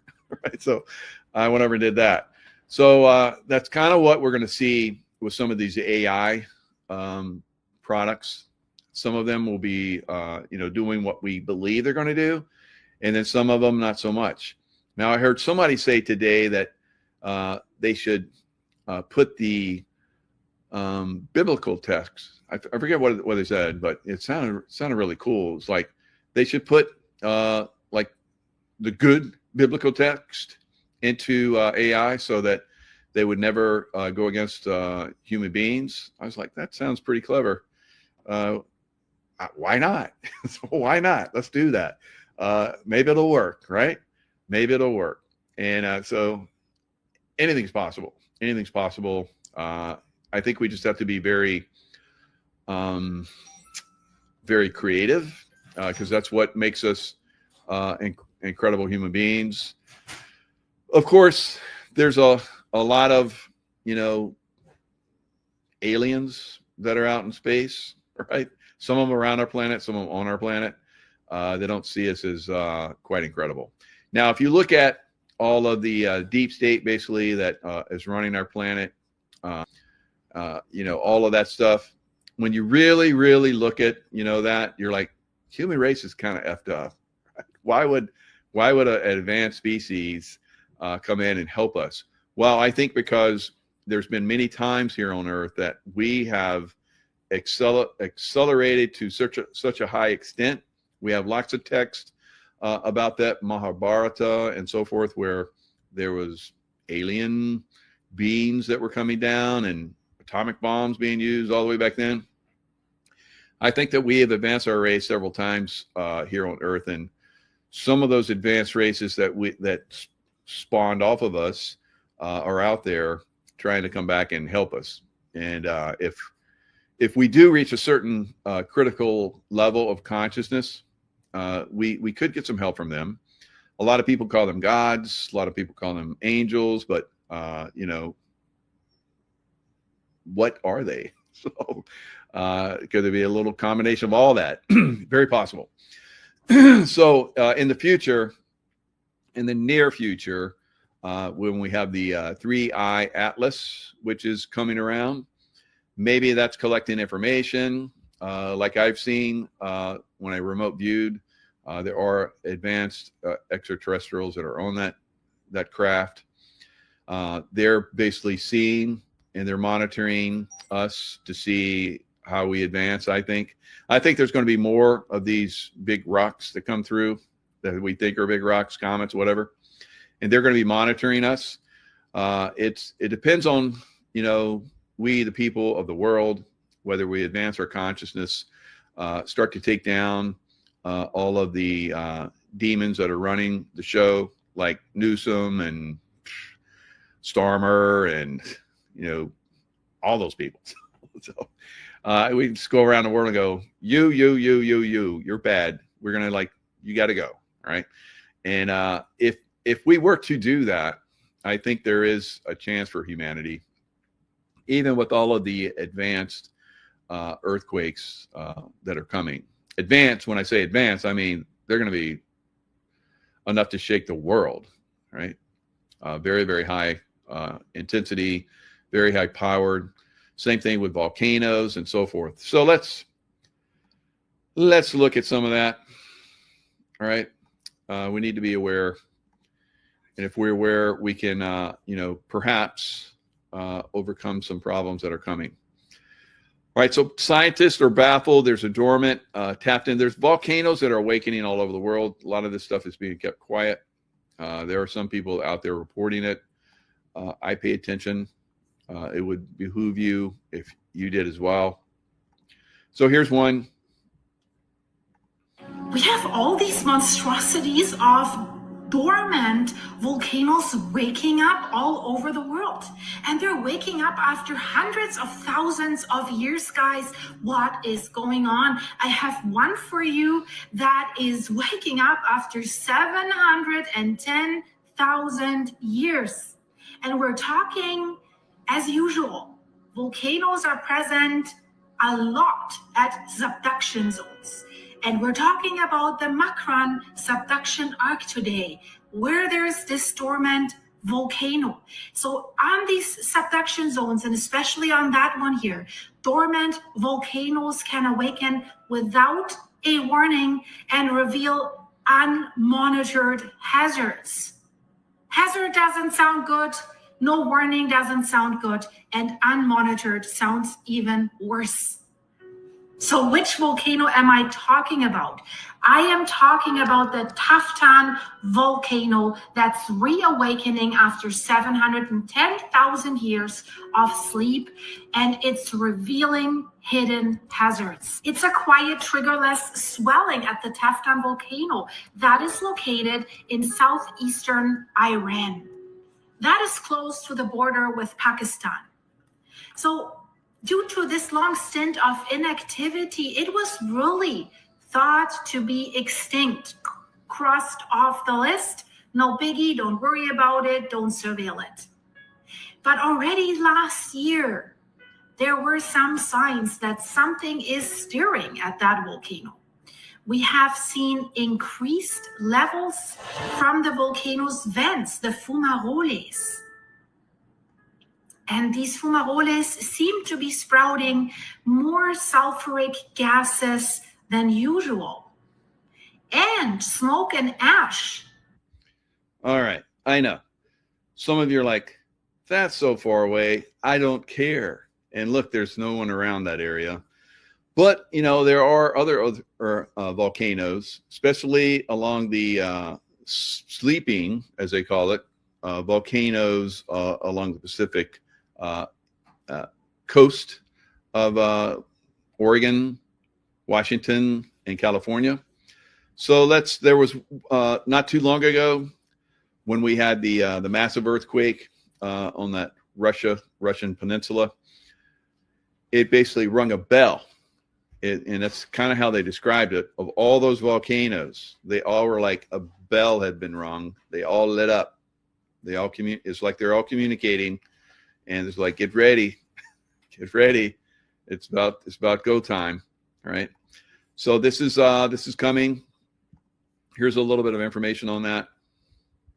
About the Cascade Range that surprised many geologists, but the story looked nothing like the dramatic imagery often associated with imminent eruptions. A team led by Cornell University used a network of seismometers to image 6 Cascade volcanoes, including Lassen Peak, and found that persistent magma bodies remain beneath them even when the volcanoes are dormant. Rather than using satellites to watch for a sudden bulge, the scientists relied on scattered seismic waves from distant earthquakes, which allowed them to map subsurface structures. What those images showed was not an expanding dome but a stable, long-lived melt zone. When news outlets referenced interferometric synthetic aperture radar (NSAR), it was to note that earlier radar surveys from 1996-2010 detected subsidence. The ground around Lassen was slowly sinking at roughly 10 millimeters per year. That subtle downward motion, confirmed by ground-based GPS measurements, has continued for decades and is thought to be tied to tectonic processes rather than magma pushing upward. There was no confirmation from European Space Agency satellites or sudden acceleration. Scientists back then had no satellites, no sensors, no warnings. People simply woke up one morning and watched the mountain explode. For generations, geologists treated Lassen as history. They said it was cooling, dormant, quiet. But 2025 research has refined that belief. A seismic study by Cornell University and the U.S. Geological Survey showed that persistent magma bodies lie beneath several Cascade volcanoes. Lately, that quiet voice at Lassen has become much louder.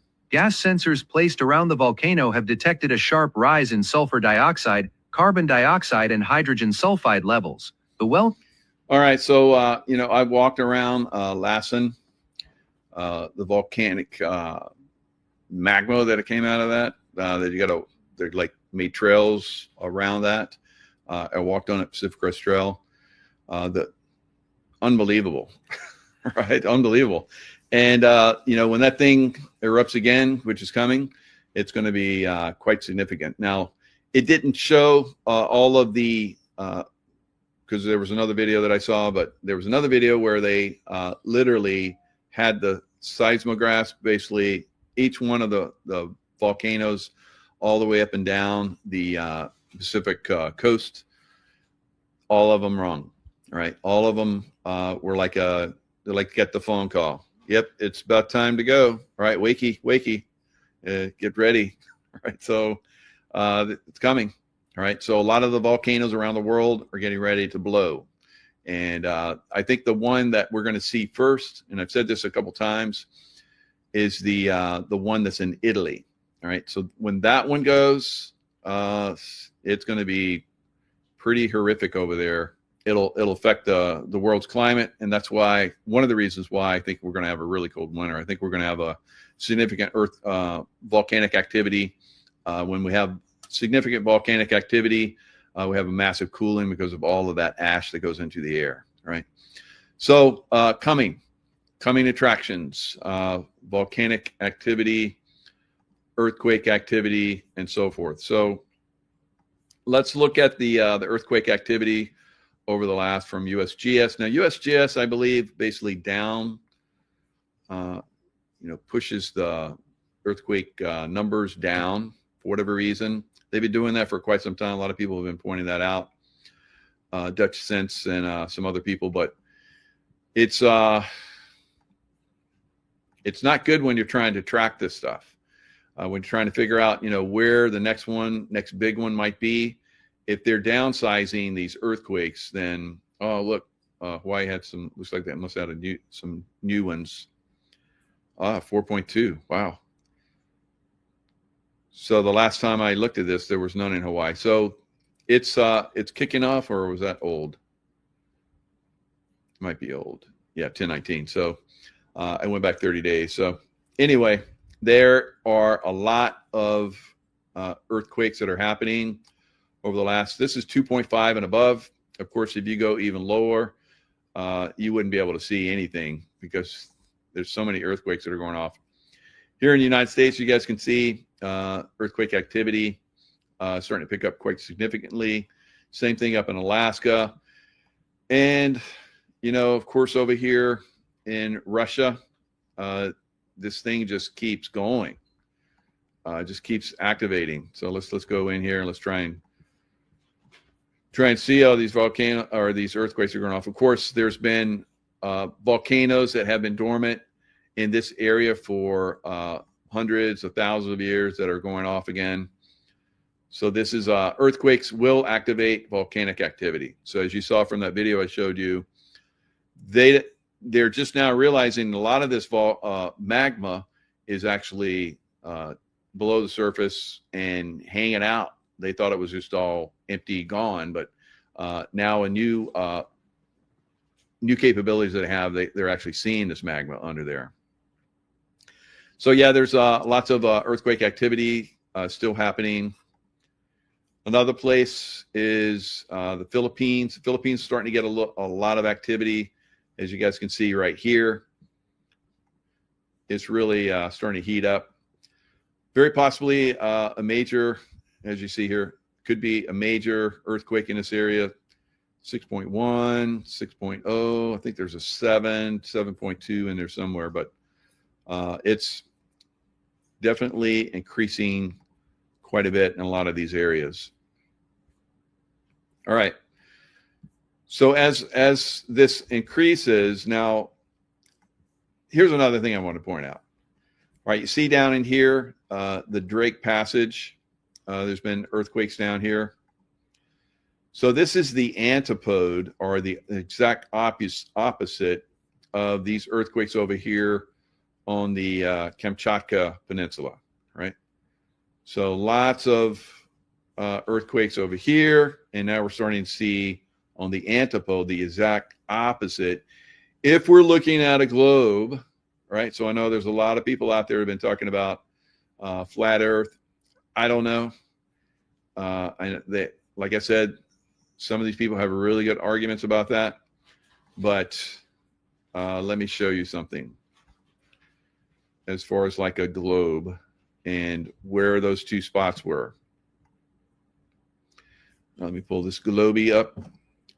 So on this globe, which is of course round, there, as you guys can see, there is the, pull this down.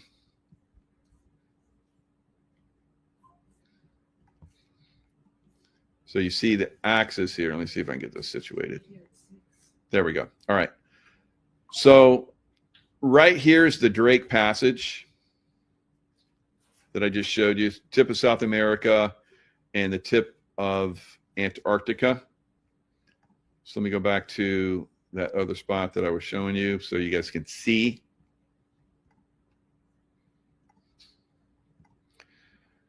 Okay, so again,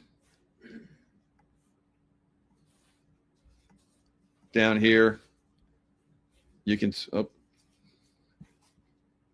on the wrong chart. So let me zoom it in. Zoomy. All right, so if we zoom it in, again, here's Kamchatka. Now I want you to see where the axis is right up here. All right, if we go down to the Drake Passage, the axis is back over here and a round globe, right? So you're going to see where these two little spots come together like that. You're going to see that on the globe, right? So I'm going to show you guys the roundness, the roundness of Earth. So again, you know, everybody's got their arguments of flat Earth, and then those of us that say there's round. But when you see the earthquakes happening in one spot, and then on the antipode, the exact opposite side, where you're having earthquake swarm like you're having on the other side, you got to go, okay, That's not flatness, all right? So it doesn't make sense that it would be flatness, unless maybe the flat guys can come out and justify that. I'm going to go with, yeah, we're looking at a globe here. So let me bring this back up and bring up the sharing the screen. All right, so again, there's that spot, Drake Passage right there where my cursor is. See the axis. So now we're going to go around, going around the world. All right, let's go back to where the other axis is.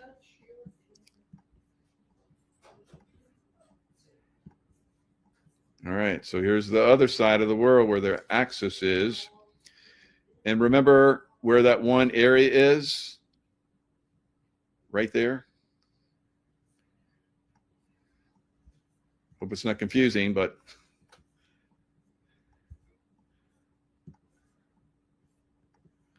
all right, so right in here where that little thing that goes down, that's where the other area is.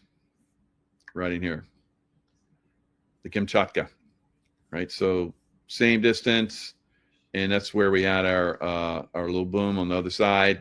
All right. So anyway, go play with it yourself if you want to, and then you can figure it out. Or if you have a globe, you can get your globe and rotate it and see those two sides. Or you can go to the library if they still have them there. I don't know. Used to go to the library and swirl those around when I was a kid. That was fun, right? I used to have my own, but that was so long ago. Who has globes? No one has globes anymore. Maybe there are a few of you out there. Just because of that, I've thought about doing that. All right, so getting another one.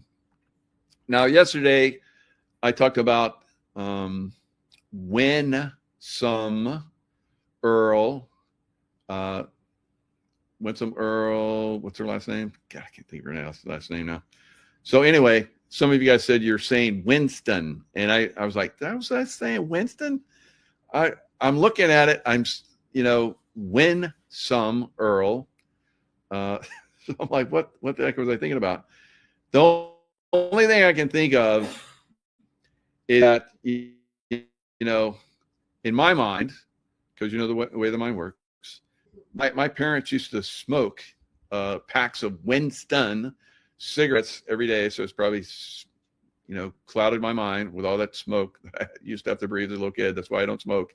So maybe, I don't know, maybe I'm looking at the word and my brain's like thinking it's saying winsome, but it's saying Winston, which I went back and I was saying Winston. I'm like, I'm sorry about that. So you guys in Virginia, I hope you get win some. I hope she wins a lot going forward as your governor. And, a lot of people came in the chat and said they're going to go back and support, and they already voted for her. So hoorah, good for you guys. And same thing with in New Jersey, Republican race. I say Republican race, but today I saw that the Republican that's running for governor, Chittarelli, something like that. He is he's doing really well. And early voting and early polling and so forth sees him ahead. So good luck out there, New Jerseyans. You deserve a good person, regardless. And I think the Republican is going to be the best person for you. I think he probably won the last election where they had that I want to call these people in the Democrat Party vampires and just like, demons and so forth, demon rats. So I think they really are. So the guy that was in New Jersey that won by like just a few points or whatever against Chittarelli in the last race 4 years ago, I was like, that guy, no way that guy won, because he was horrific to people in New Jersey. We've cleaned up a lot of this stuff, and I think we're going to do really well going forward. And maybe the good ETs out there will go, they're doing pretty good. Let's help them out. All right. Let's make these earthquakes not so bad. All right. We got the technology. And so I don't know. Maybe who is Winsome? Winsome is the she keeps texting you for money. Same with me, Wolf Mother. You give to like one of these candidates, and it's like they put you on a mailing list, and then you're gonna like have to delete all of them. I mean, I hope she wins. I've even thought about going to her website, not through the phone, and contributing. But I'm just so friggin' pissed off that it's like every day. In the last election, I gave a lot to Trump, and now it's like they sold my information. I guess all of them are pumping me for money now. It's like, God, every friggin' day. I'm like, stop. You put on your phone, you put stop. They're not supposed to text you anymore from that number. And then I go delete, and then I hit like spam, like junk mail.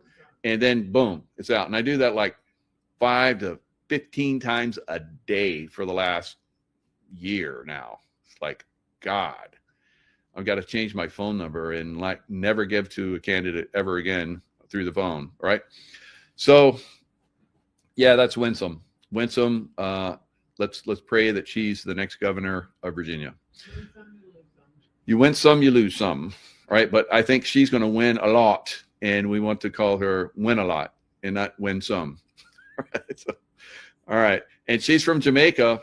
Prayers for Jamaica, guys. Jamaica could be getting hit pretty hard with hurricane, and they're going to need some prayers. And she was also a Marine, and I have high regards for Marines. So many good reasons to vote for Winsome, not Winston cigarettes.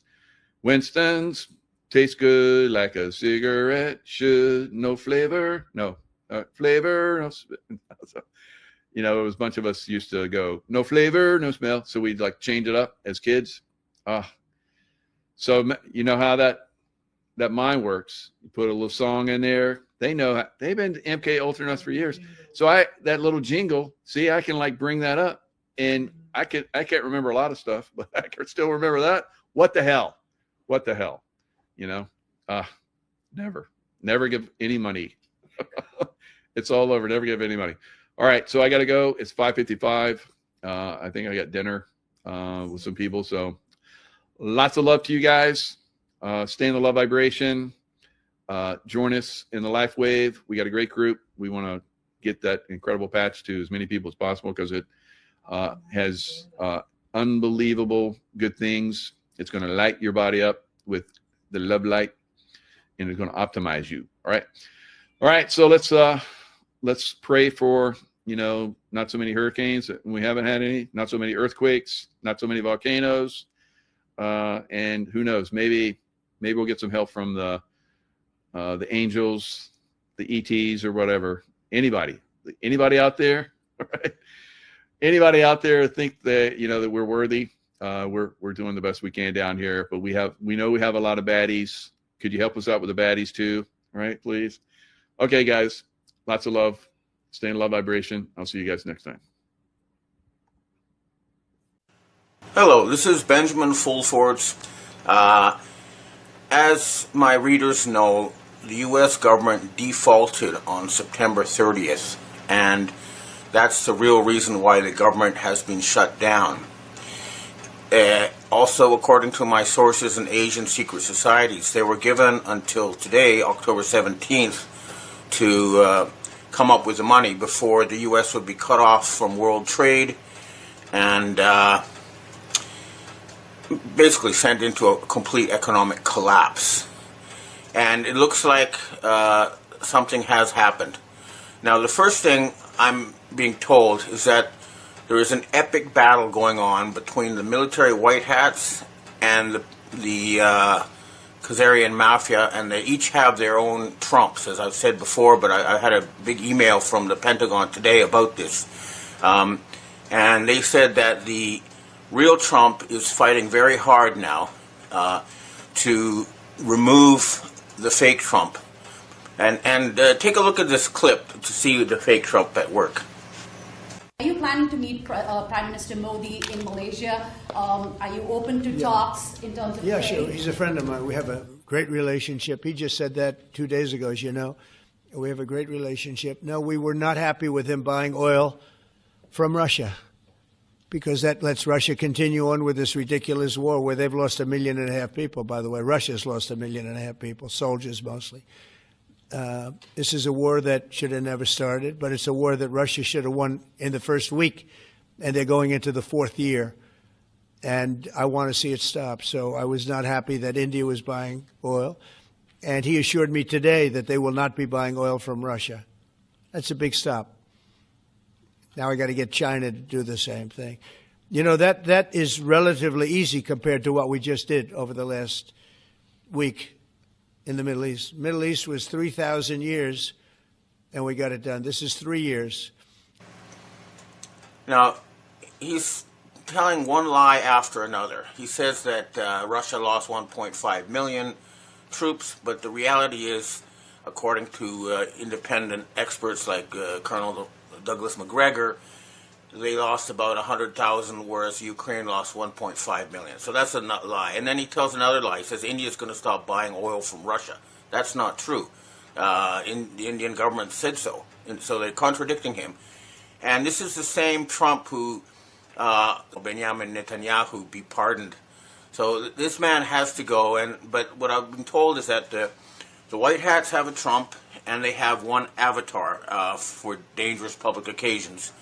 And that the bad guys, the Khazarian Mafia, have 2 Trumps as well as computer graphics. And it's a very epic battle. But what I'm being told is that with this deadline coming up, and this can be confirmed in the news with China saying they're going to cut off rare earths from the U.S. Now, if they cut off rare earths and they control the supply because they have the unique technology for refining it, rare earths are actually not very rare. The problem is getting it refined to 99.99% purity. And without it, the U.S. Automobile industry, semiconductor industry, military industry will grind to a halt. This is why I've been told that the real Trump will be meeting with Russian President Vladimir Putin and with Chinese President Xi Jinping before the end of this month, because the November deadline is coming, and everybody agrees that this crazy Trump, the fake one, who's said he's going to send Tomahawks to the Ukraine, has to go. If the U.S. government sent Tomahawks to Ukraine, they have to be managed by the U.S. military, and there's no way to differentiate between a nuclear-armed Tomahawk and one that's not. So the whole idea of doing that is threatening to start World War III, but now the new Trump, who's supposedly back, is publicly saying, no, I'll never send Tomahawks to the Ukraine. We need them ourselves. So there's something very, very serious happening here, but I've been told that special forces will go into Mar-a-Lago and they will arrest the fake Trump and his handlers, but believe it when you see it, because until that time, it's just not going to be possible. Now, the other thing, of course, is that the U.S. financial system is dysfunctional. Right now, farmers cannot grow food using the current system because they all lose money. They have the loan costs are too high, and the BlackRock and Vanguard and the usual suspects sort of control their distribution as well as their inputs. So right now in Japan as well as in the United States, farmers cannot profitably grow food. This is an existential crisis. So these people have to be removed, and they will be removed. That's what I'm hearing. And one indication that something has happened is, take a look at this little clip here from the Ukraine. And you can see that he's only being greeted by his own staff. Nobody went out to see him. He's no longer considered a viable leader. So that's all ending. But it's not over until you see the public removal of the fake Trump and Prime Minister Starmer in the UK and Macron in France. When they go, it's really over. And of course, Ursula von der Leyen, all these people, they're still there. Now, we noticed that John Bolton was arrested. That's good. That means they're going after the Obama side, the Clinton side of the Khazarian Mafia. But that's kind of an internal battle between two factions. What we really want is all of them to go. All the Epstein Island pedophile types. And that really does have to happen. And looking elsewhere, it's looking more and more likely that France may be the first domino to fall. There was a change of government in Madagascar last week, and that means that France lost yet another African country. And more important, they lost access to nickel, which is necessary for their industry. And the real big battle is happening now in Morocco. Morocco is also controlled by France, but the important thing about Morocco is they control 70 to 75% of the world's supply of phosphate. And without phosphate, modern agriculture cannot function. So, at the end of the day, what would happen if it was a real showdown with China? China would cut off rare earths and industry would grind to a halt. And then the White Hats would cut off phosphate and agriculture would grind to a halt. And clearly, this is not an option for either side. So some kind of epic deal is going to be reached, but the ball has been kicked forward to November or so. But by then, some kind of deal will be reached. And we'll keep in touch with our various sources. But I know that high-level Russian FSB and MI6 people are talking through back channels to end the war in the Ukraine, and some sort of deal to have a bankruptcy of the United States is also being worked out, but it's going to have a jubilee. So it's all in a state of complete flux. But for now, the U.S. blinked because they knew their soldiers would not get their paychecks unless something happened, and so now they've been given an extension until the real Trump, at least that's what I'm being told, goes to the Korea to meet Xi Jinping of China, and they'll try to work out some sort of final deal. So that's the situation now. It's all in a state of chaos. Now, the other thing I'm hearing is the Khazarian Mafia, the Dark Hats, having gotten rid of Charlie Kirk in a public manner, they're planning some sort of public execution of people like Tucker Carlson and Candace Owens to try to demoralize the American people. But this will backfire, because if that happens, there will be lynch mobs. And they're not going to be able to, there are too many of us who are aware of what's going on. And something is going to break. There's a lot of things I cannot talk about, but, back channels are being used, and people are being hunted down who are behind this fake Trump and that whole show. I cannot name the names now, but there are people we have not heard of. They're being in the background, but they're now being flushed out. So again, for now, the U.S. has bought time because the White Hats have, basically blinked, and they're no longer threatening a thermonuclear war. And now this whole fake Trump show hopefully will be shut down. But until it is, you see it visibly. And I personally would like to see that Trump arrested, handcuffed in front of the cameras for saying, so let's see if that happens. But, big things are happening, and they will continue to happen as we head towards November. Okay, well, that's what I have to say for myself. Now I'd like to answer questions from readers and viewers. Evan, we have our first question for today.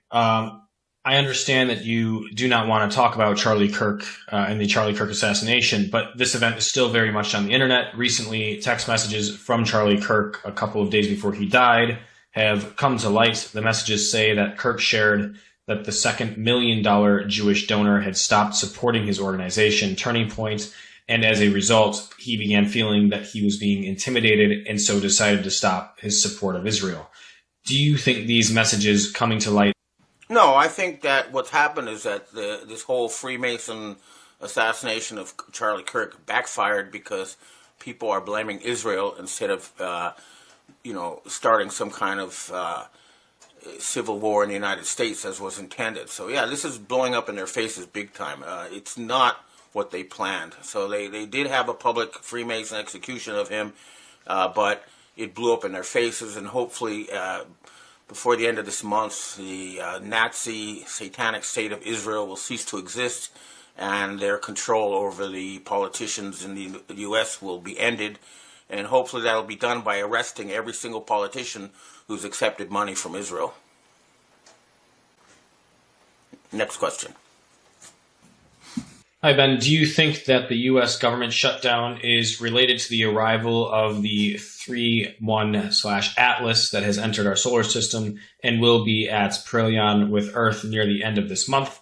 NASA has refused to release any pictures of the Atlas when it came by Mars, even though NASA has rovers on Mars.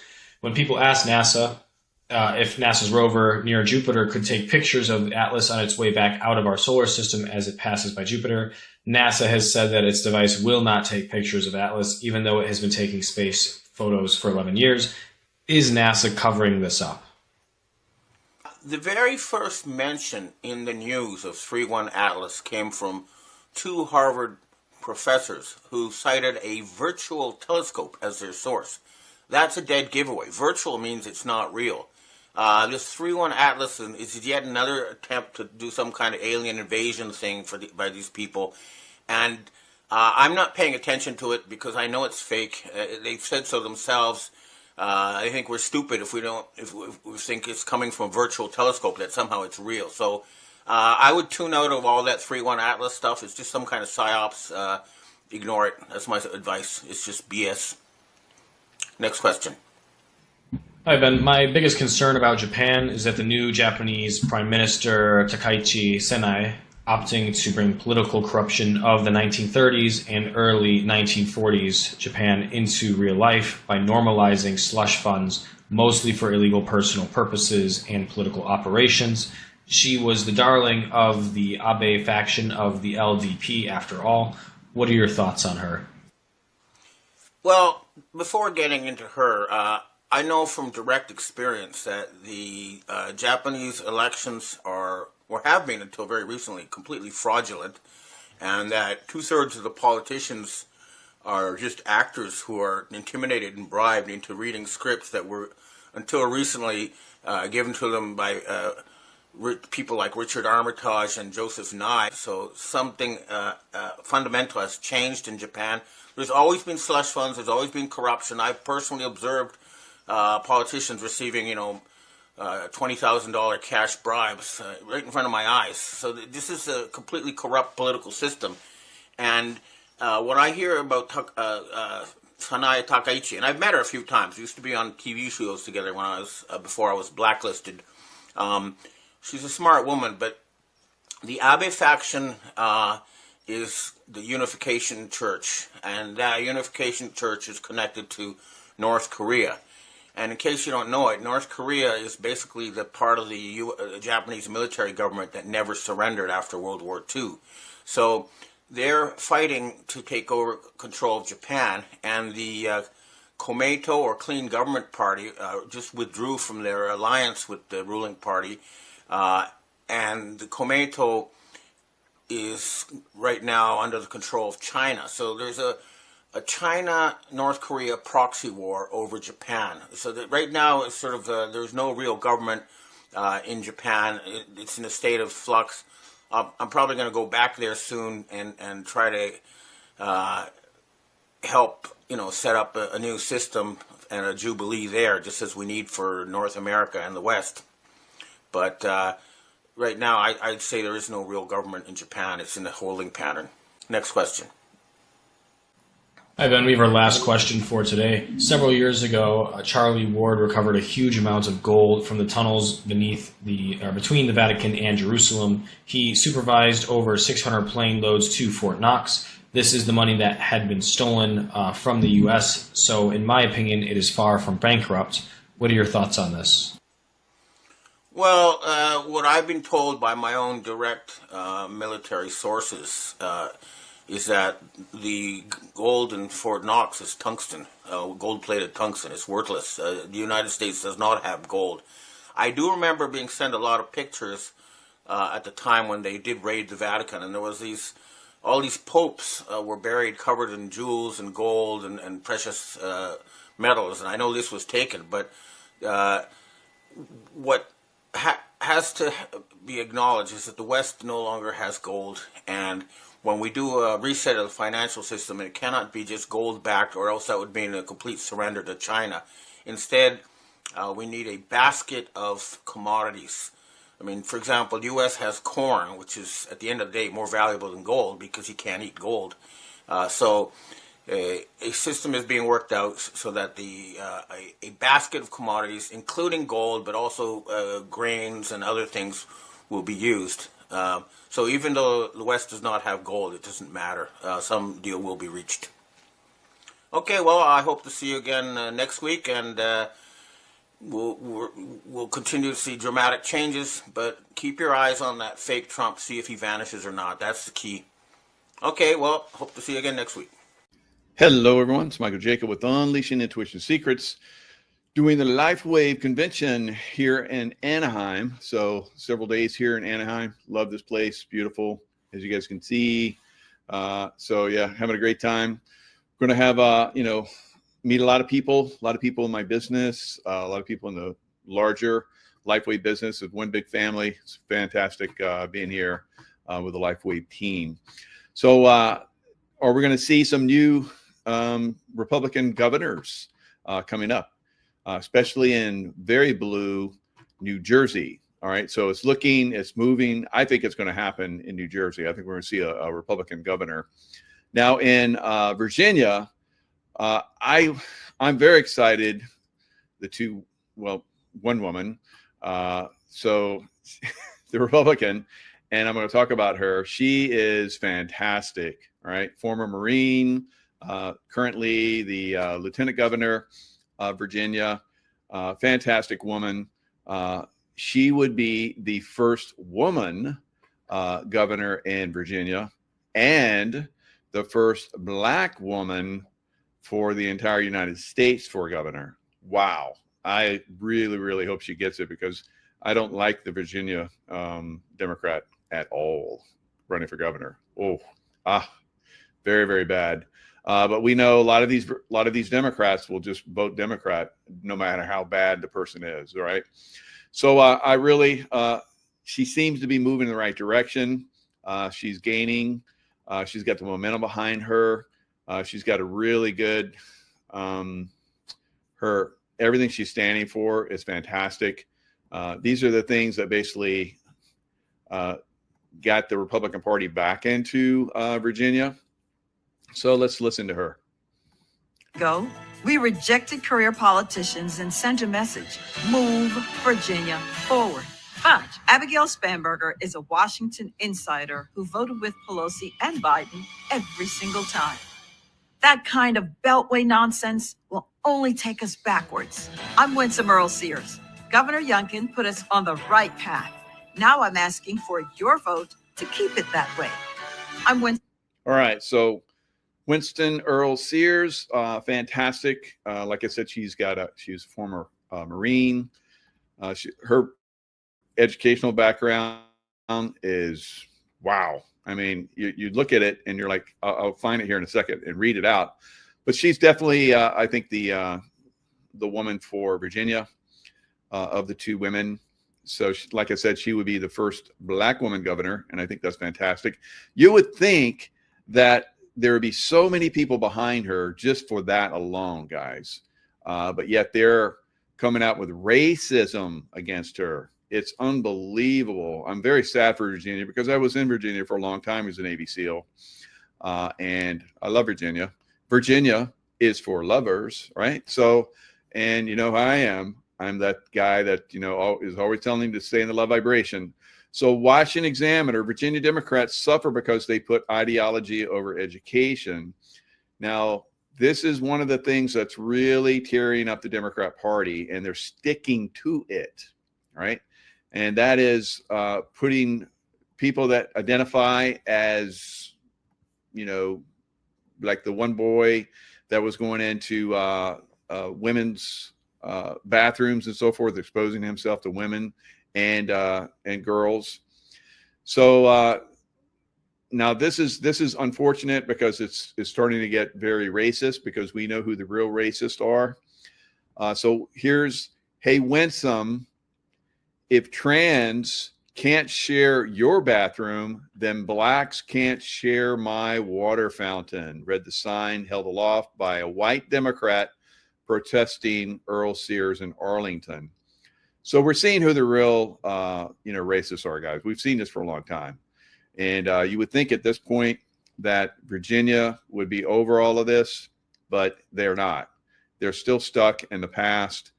I hope there's enough people that basically reject this type of attitude and elect Winsome Sears. All right, so I would vote for her, absolutely, no questions asked, if I was in Virginia still. All right, so every sane person agrees that, speaking honestly, the boys were blameless and right because they had a girl that went into their locker room. So it works both ways. This is getting crazy. And this is something the Dems support. You know, if you feel like you're a man and you're actually a woman, you can go into the men's locker room and expose yourself, right?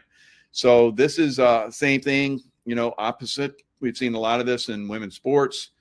We have men going into women's locker rooms, sports teams, and exposing themselves to the women and the girls. This is unacceptable on many levels. So for that alone, we should be rejecting this Democrat candidate because she's sticking by this, right? So moderate parents in costly Washington suburbs might tolerate some wokeism, but not at the expense of their children and the education they pay for so dearly. I know some of these schools, tens, $100,000 a year for their kids to go to these schools, and because they're pushing the wokeism, their actual learning tests are down 5 to 10%, lower than a decade ago. So it's really getting out of control. Spanberger, who's the former CIA type that, it's her home turf. She knows she has to win here by a big margin if she has to win statewide. So hopefully we're going to get Winsome Earl as the first Black woman governor of the United States. She is fantastic. All right. So, man, get out there and vote for this incredible woman. Earl Sears responds to racist signs. So that one sign that I was telling you about where, if trans can't go in your bathroom, then you can't drink of the water fountain. And there's a lot of that going on right now. And even at a I think a ball game just recently, one of the people in the stands basically spoke out. So this was JMU star's dad fired for hurling racist slur at Republican governor candidate Winsome Earl Sears during the game. The father of a James Madison University football player has been fired from his job and suspended from attending athletics events at the school after being captured racially abusing Republican governor candidate Winsome Sears. All right. So like I said, guys, we know who the racists are, and it's not going to stop until we basically get some people in positions of leadership to stop this. Now, Winsome Earl Sears, former Marine, like I talked about, she's from Jamaica, right? And she came to the United States, very similar, to the presidential candidate Kamala, right? And Kamala did not win, but I think we're going to see Winsome Earl Sears win. I hope so, guys. Please, let's get this woman into office, all right? Let's start to push back on all this craziness.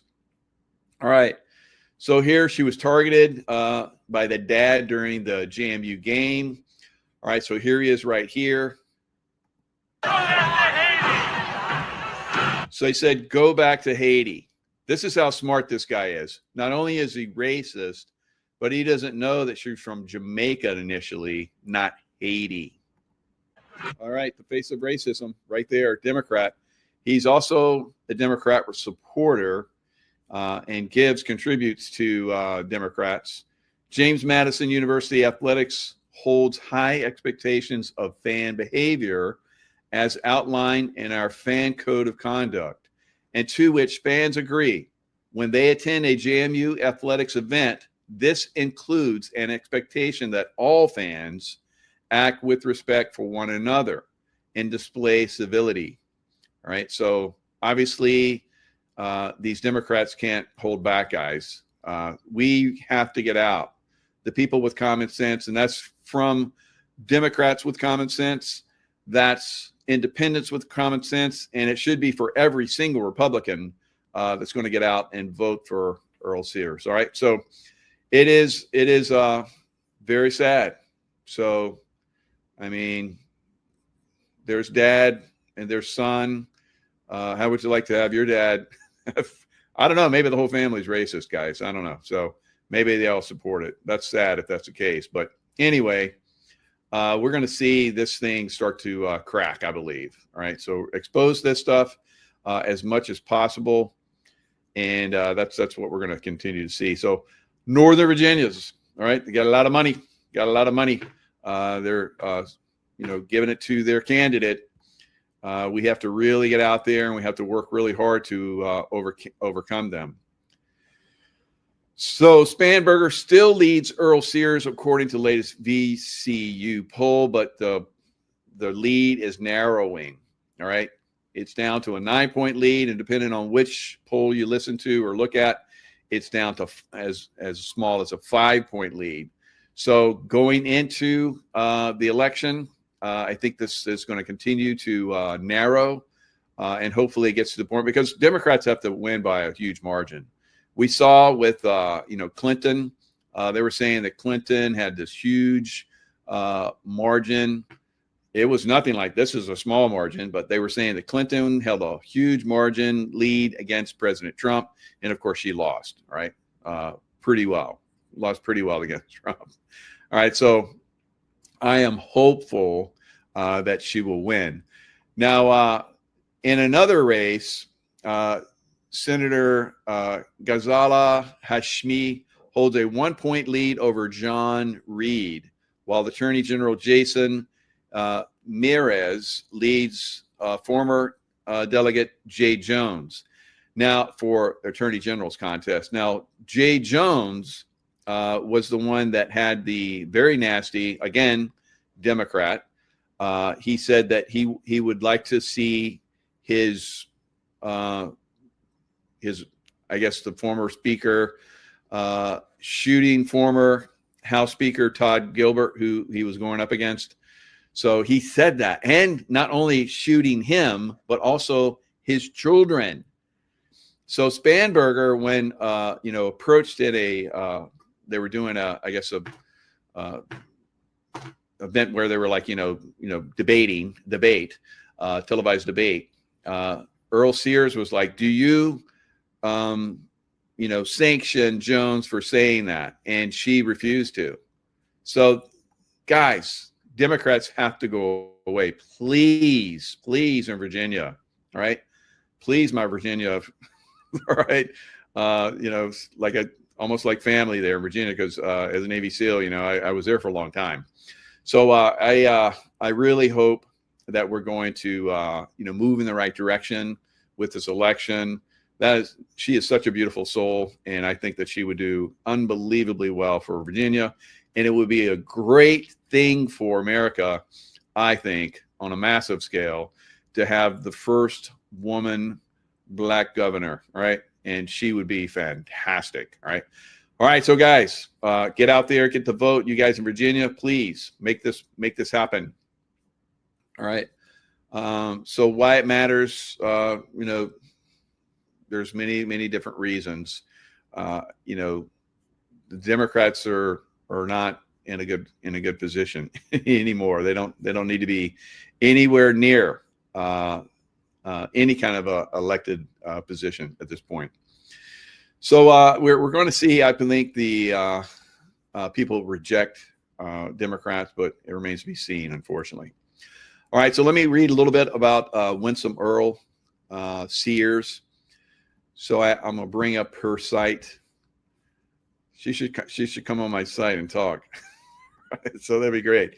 But let's let's talk about her real quick. Here's her family, beautiful family. Native of Kingston, Jamaica, not Haiti, racist man. All right, immigrated to the United States at the age of 6. She is proud to have served in the United States Marine Corps. In addition to her various, I mean, it's like you look at what she's been involved with, and you're like, how in the heck is she not 100 points ahead? Right? It's crazy. It's very sad. In addition to her various appointments, she has served as the vice president of the Virginia State Board of Education and as a presidential appointee to the U.S. Census Bureau, as co-chair of the African American Committee and the Advisory Committee on Women Veterans to the Secretary of Veterans Affairs.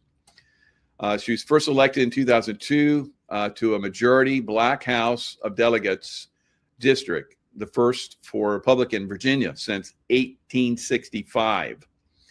Goes back then, guys, Black Republicans were making the Republican Party, all right?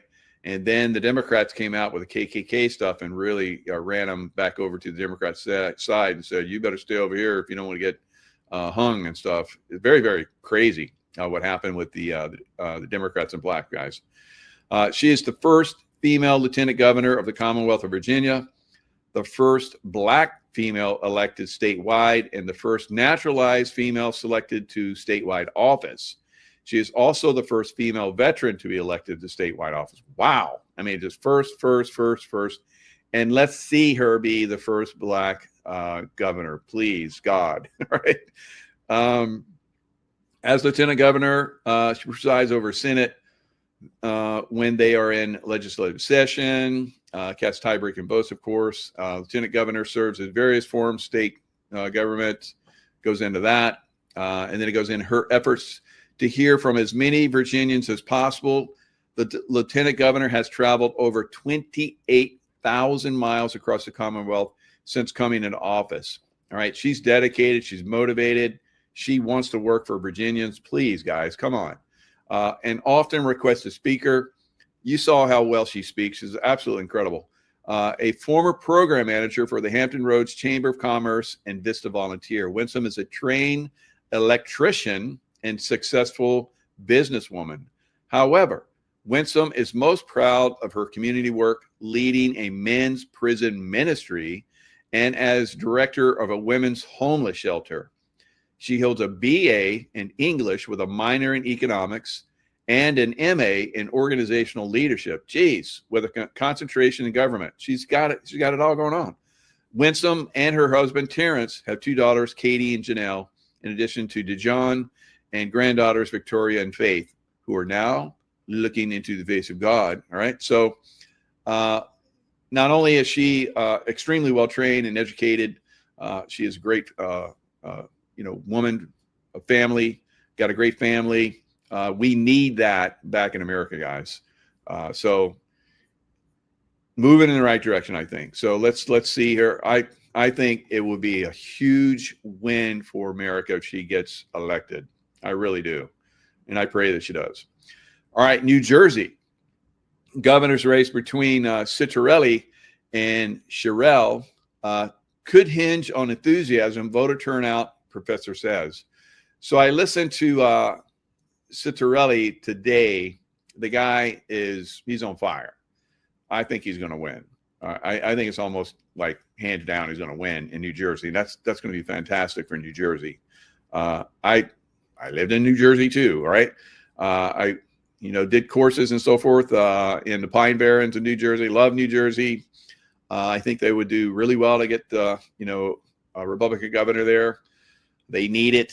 Remember, their Democrat governor was probably one of the most atrocious governors during. I remember he came to this guy's gym, had him locked up several times. Came in with law enforcement. They tried to shut his gym down. The guy still opened his gym up.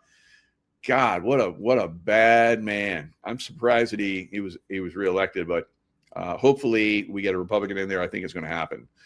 All right, so this is the movement. I don't see good hope for the Republicans.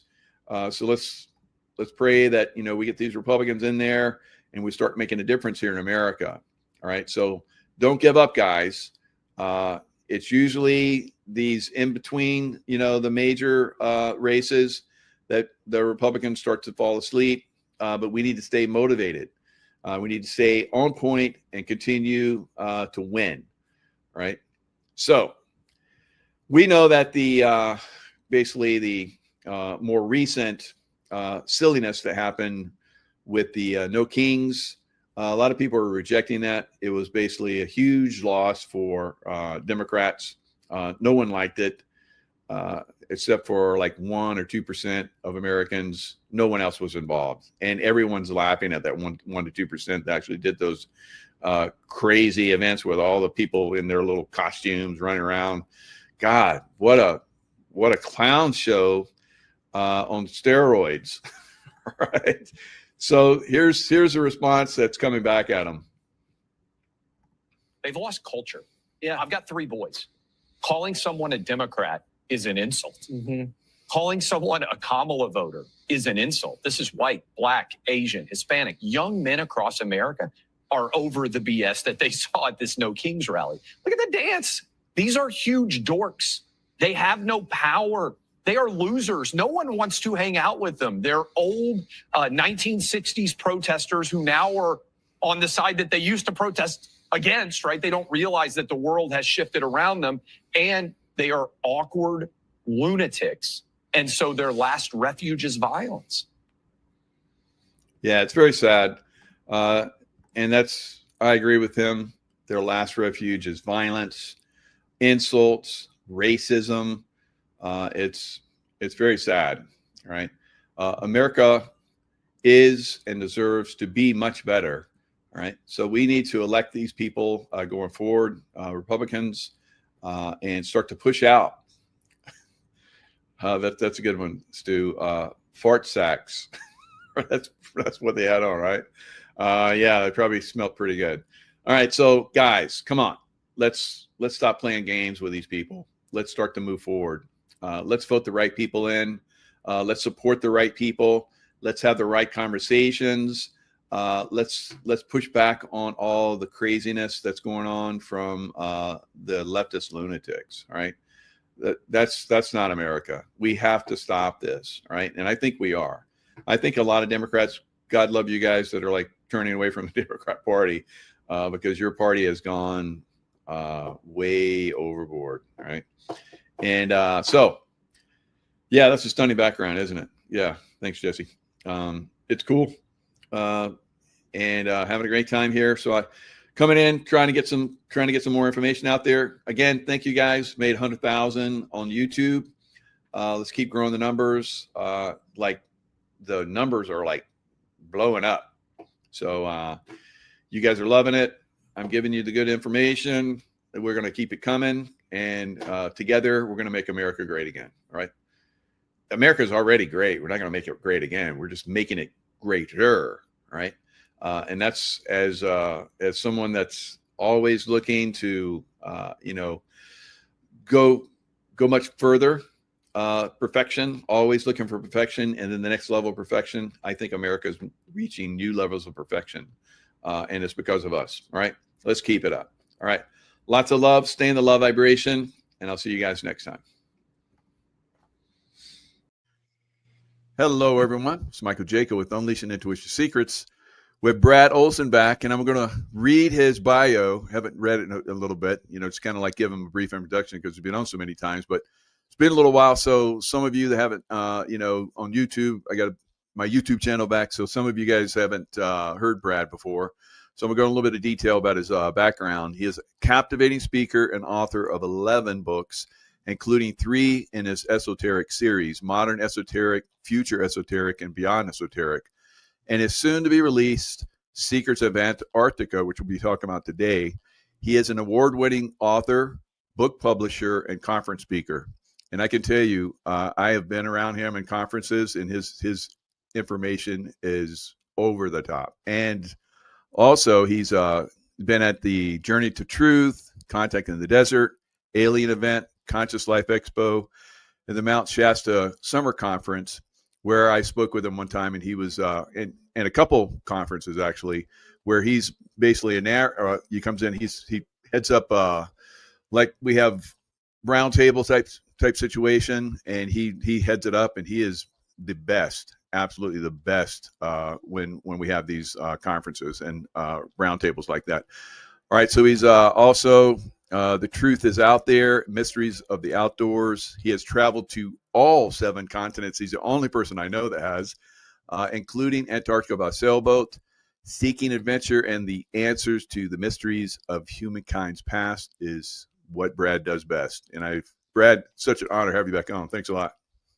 Oh, geez, MJ, thanks for that very kind introduction. Always a pleasure to speak with you. And you forgot to say that publishing the 2 Michael Jaco books in print, Intuitive Warrior and Awakening of a Warrior, 2 fantastic books that you wrote. Yes, and I will always be thankful to you for that, because they had been with other book companies that had basically stolen a lot of my money from publishing. So you basically you breathe more life into them, and we put more pictures in them. Like we were talking about before the show, how you are an expert at putting visual aids into books, and this is also in your new book here we're going to talk about. But you did it in my The Awakening of a Warrior. That was just fantastic. They told me before that it's like, no, we can't put those pictures in there. I was like, okay, but you came in and just like flooded it with incredible information. So it's quite a great experience being with you on many different levels. And maps too, which I'm a cartographer myself, and Awakening of a Warrior, every chapter had a map, because you speak about these locations so eloquently in such detail. I thought people got to know this area you're talking about and all these sites. So yeah, I'm big on maps. Of course, they're in my new book, Secrets of Antarctica, and some never before seen in the Western world maps of the Nazi U-boat routes under the ice in Antarctica. This is really breaking some new grounds here with the smoking gun that the U-boats had made it well deep under the ice in Antarctica. Yeah, and a lot of people don't understand or realize how advanced the technology is in the U-boats, even all the way back to World War II. It was quite a war, the U-boat war, and they were exceptional. Good captains of boats. They did absolutely amazing stuff. And I was able to, when I was at the Naval Academy, talk to one of the top U-boat captains in World War II, and he gave a speech, and I talked to him personally. The technology on these boats, and I've heard this from a lot of guys over the years, is what they could share with me. And they were kind of like, don't share this. And, at this point it's all out, but I can tell you, I was stunned. So yeah, even back then they were definitely doing some crazy stuff. And the submarines are very similar to flying discs that can go into inner atmosphere. And I got this from David Hatcher Childress, that in our own secret space programs, they recruit out of the submarine corps, and they're looking for orphans or guys that don't have a family that are willing to go off planet. So this all kind of ties in. All roads lead to Antarctica, as I say on the back cover of my new book, but of course no roads lead there, but all things disclosure related, I think, are going to come out of Antarctica. Yeah, I totally agree. And you've gone deep down the rabbit hole as usual, and always appreciate that. So where we talked about before the show that we'd like to go and focus on the Nazi aspect. There are so many different aspects that we could go down, and I love this cover. This cover is just incredible. It just really grabs your attention, and then the back cover where you basically just go into all kinds of different crazy rabbit holes. Oh my God. All the ones that I love to be down. Of course, I've ordered the book, and I highly encourage everybody to order the book. It's on Amazon. Is it on CCC Publishing too? Not yet, just because I don't have physical copies yet, but it's going to the printer by Halloween. So we hope to get your endorsement in there on page 1. And oh wow, thanks. I was going to give you a physical copy next time I see you, but thanks for ordering one. That always helps. Oh yeah, absolutely. And so the Nazis down in Antarctica. Now on the Amazon page was an interesting, looks like an article from 1941, where they even talked about how the Nazis were down in Antarctica and how the British Air Force or something came in and bombed them. Yeah, that was Operation Tamerlane, and they had set up spying stations on the Palmer Peninsula.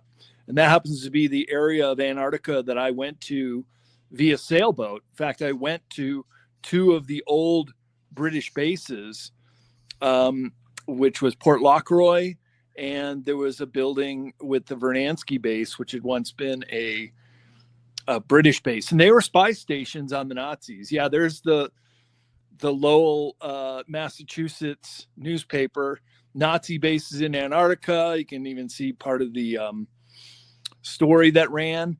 So this is 1941, Michael. So we already knew they were down there, and so did the Brits, so did the Russians, that they were just sending ship after ship, submarine after submarine. The ship that gets most of the attention is the initial voyage of the USS Schwabenland. And that one certainly was bringing down personnel, supplies, a plane that could land in the lakes that never freeze. They're called Antarctic oases, and there are several down there. But the Schwabenland area, the new Schwabenland area claimed by the Germans, has this huge ice-free zone called the Schumacher Ponds. And I have pictures of that in Google Earth and on the Nazi maps themselves. So they're going down there since before the war even began. A lot of people don't even know that Admiral Byrd went to brief the Nazis in 1938 on Antarctica. And they even asked him to go on the Schwabenland trip, but he declined. His son joined him on Operation High Jump. This is the very first summer after World War II. They couldn't waste any time to put together an armada, which one press release Admiral Byrd gave before going down there was, it's a mission that is military in nature. Okay. Not exploration, not to photograph, which they did, but they're going down with an invasion force. And we could do another show on Operation High Jump because there is just so much to it. But I'll tell you, the Nazis were not only setting up shop in Antarctica in more than one location. There was Point 211, also called Base 211, which is a location on the German topography maps in a section called 211. So I know where that is, and I've pinpointed where they put that base. But the bigger one was called the New Berlin base, and that is the one that's under the ice, which the submarine maps have the route and the chart to get to. Wow. And I mean, I've been reading the book, so it's pretty exciting. I'll share a little bit of it in a little bit, but you talk about how this is possibly going back. Perry Rees basically had maps, and I've looked at this stuff for decades. The Perry Rees maps, and it shows Antarctica without ice. So at one point, someone saw it without ice because they've done, the topography scans where they, push through the ice, which is unbelievably thick, like 13,000 feet thick. How did that happen? That's crazy. Yeah. 2.5 And they have hardly any rain now. So some places haven't had rain in like a million years. You point out in your book. God, wow. Yeah. So yeah. So yeah, they more recently they were able to scan down and see the topography, and Perry Rees maps were accurate. It's like, wow. And they were written, what was about 1,400, 1,500, somewhere around there? 1513. Supposedly. Just 21 years after Columbus's voyage to the New World, which, by the way, till his dying day, he thought he found the islands off of India, like Maldives and Sri Lanka. That's why our Native Americans are misidentified as Indians and by the West Indies of the Caribbean are also misidentified. So Columbus was lost. He didn't even know he found the New World. It wasn't until the Westmuller map, also about 20 years after Columbus, that Vespucci Americo wrote his name on one of the maps. He helped build the map. He was an explorer, and that's where we got the name America. And it's way down in southern Patagonia, the very first reference of the word America. Yeah. So they think that, you know, Columbus, and he had insights into ancient maps, and he used those ancient maps, kind of like the Perry Rees maps, perhaps, because Perry Rees didn't do that work. He got ancient maps as well and put all this together. So this is something that, you know, is interesting, and you point all this out, and how at some point Antarctica was obviously without ice, and it was very fertile, and there's pyramids there, and ancient cities, and just the underground lakes. There's like 500 and something underground lakes, and the fish are just prolific down there. God, what incredible. With flowing rivers that go out to the sea as well. Wow. Because I have to point out, as I do in my conference presentation on Antarctica, that Antarctica has the most amount of geothermal features of any continent of the world. 14 known active volcanoes. Wow. And over 100 known geothermal vents. So you have the propensity for these very large under ice domes to be formed from the steam and the heat.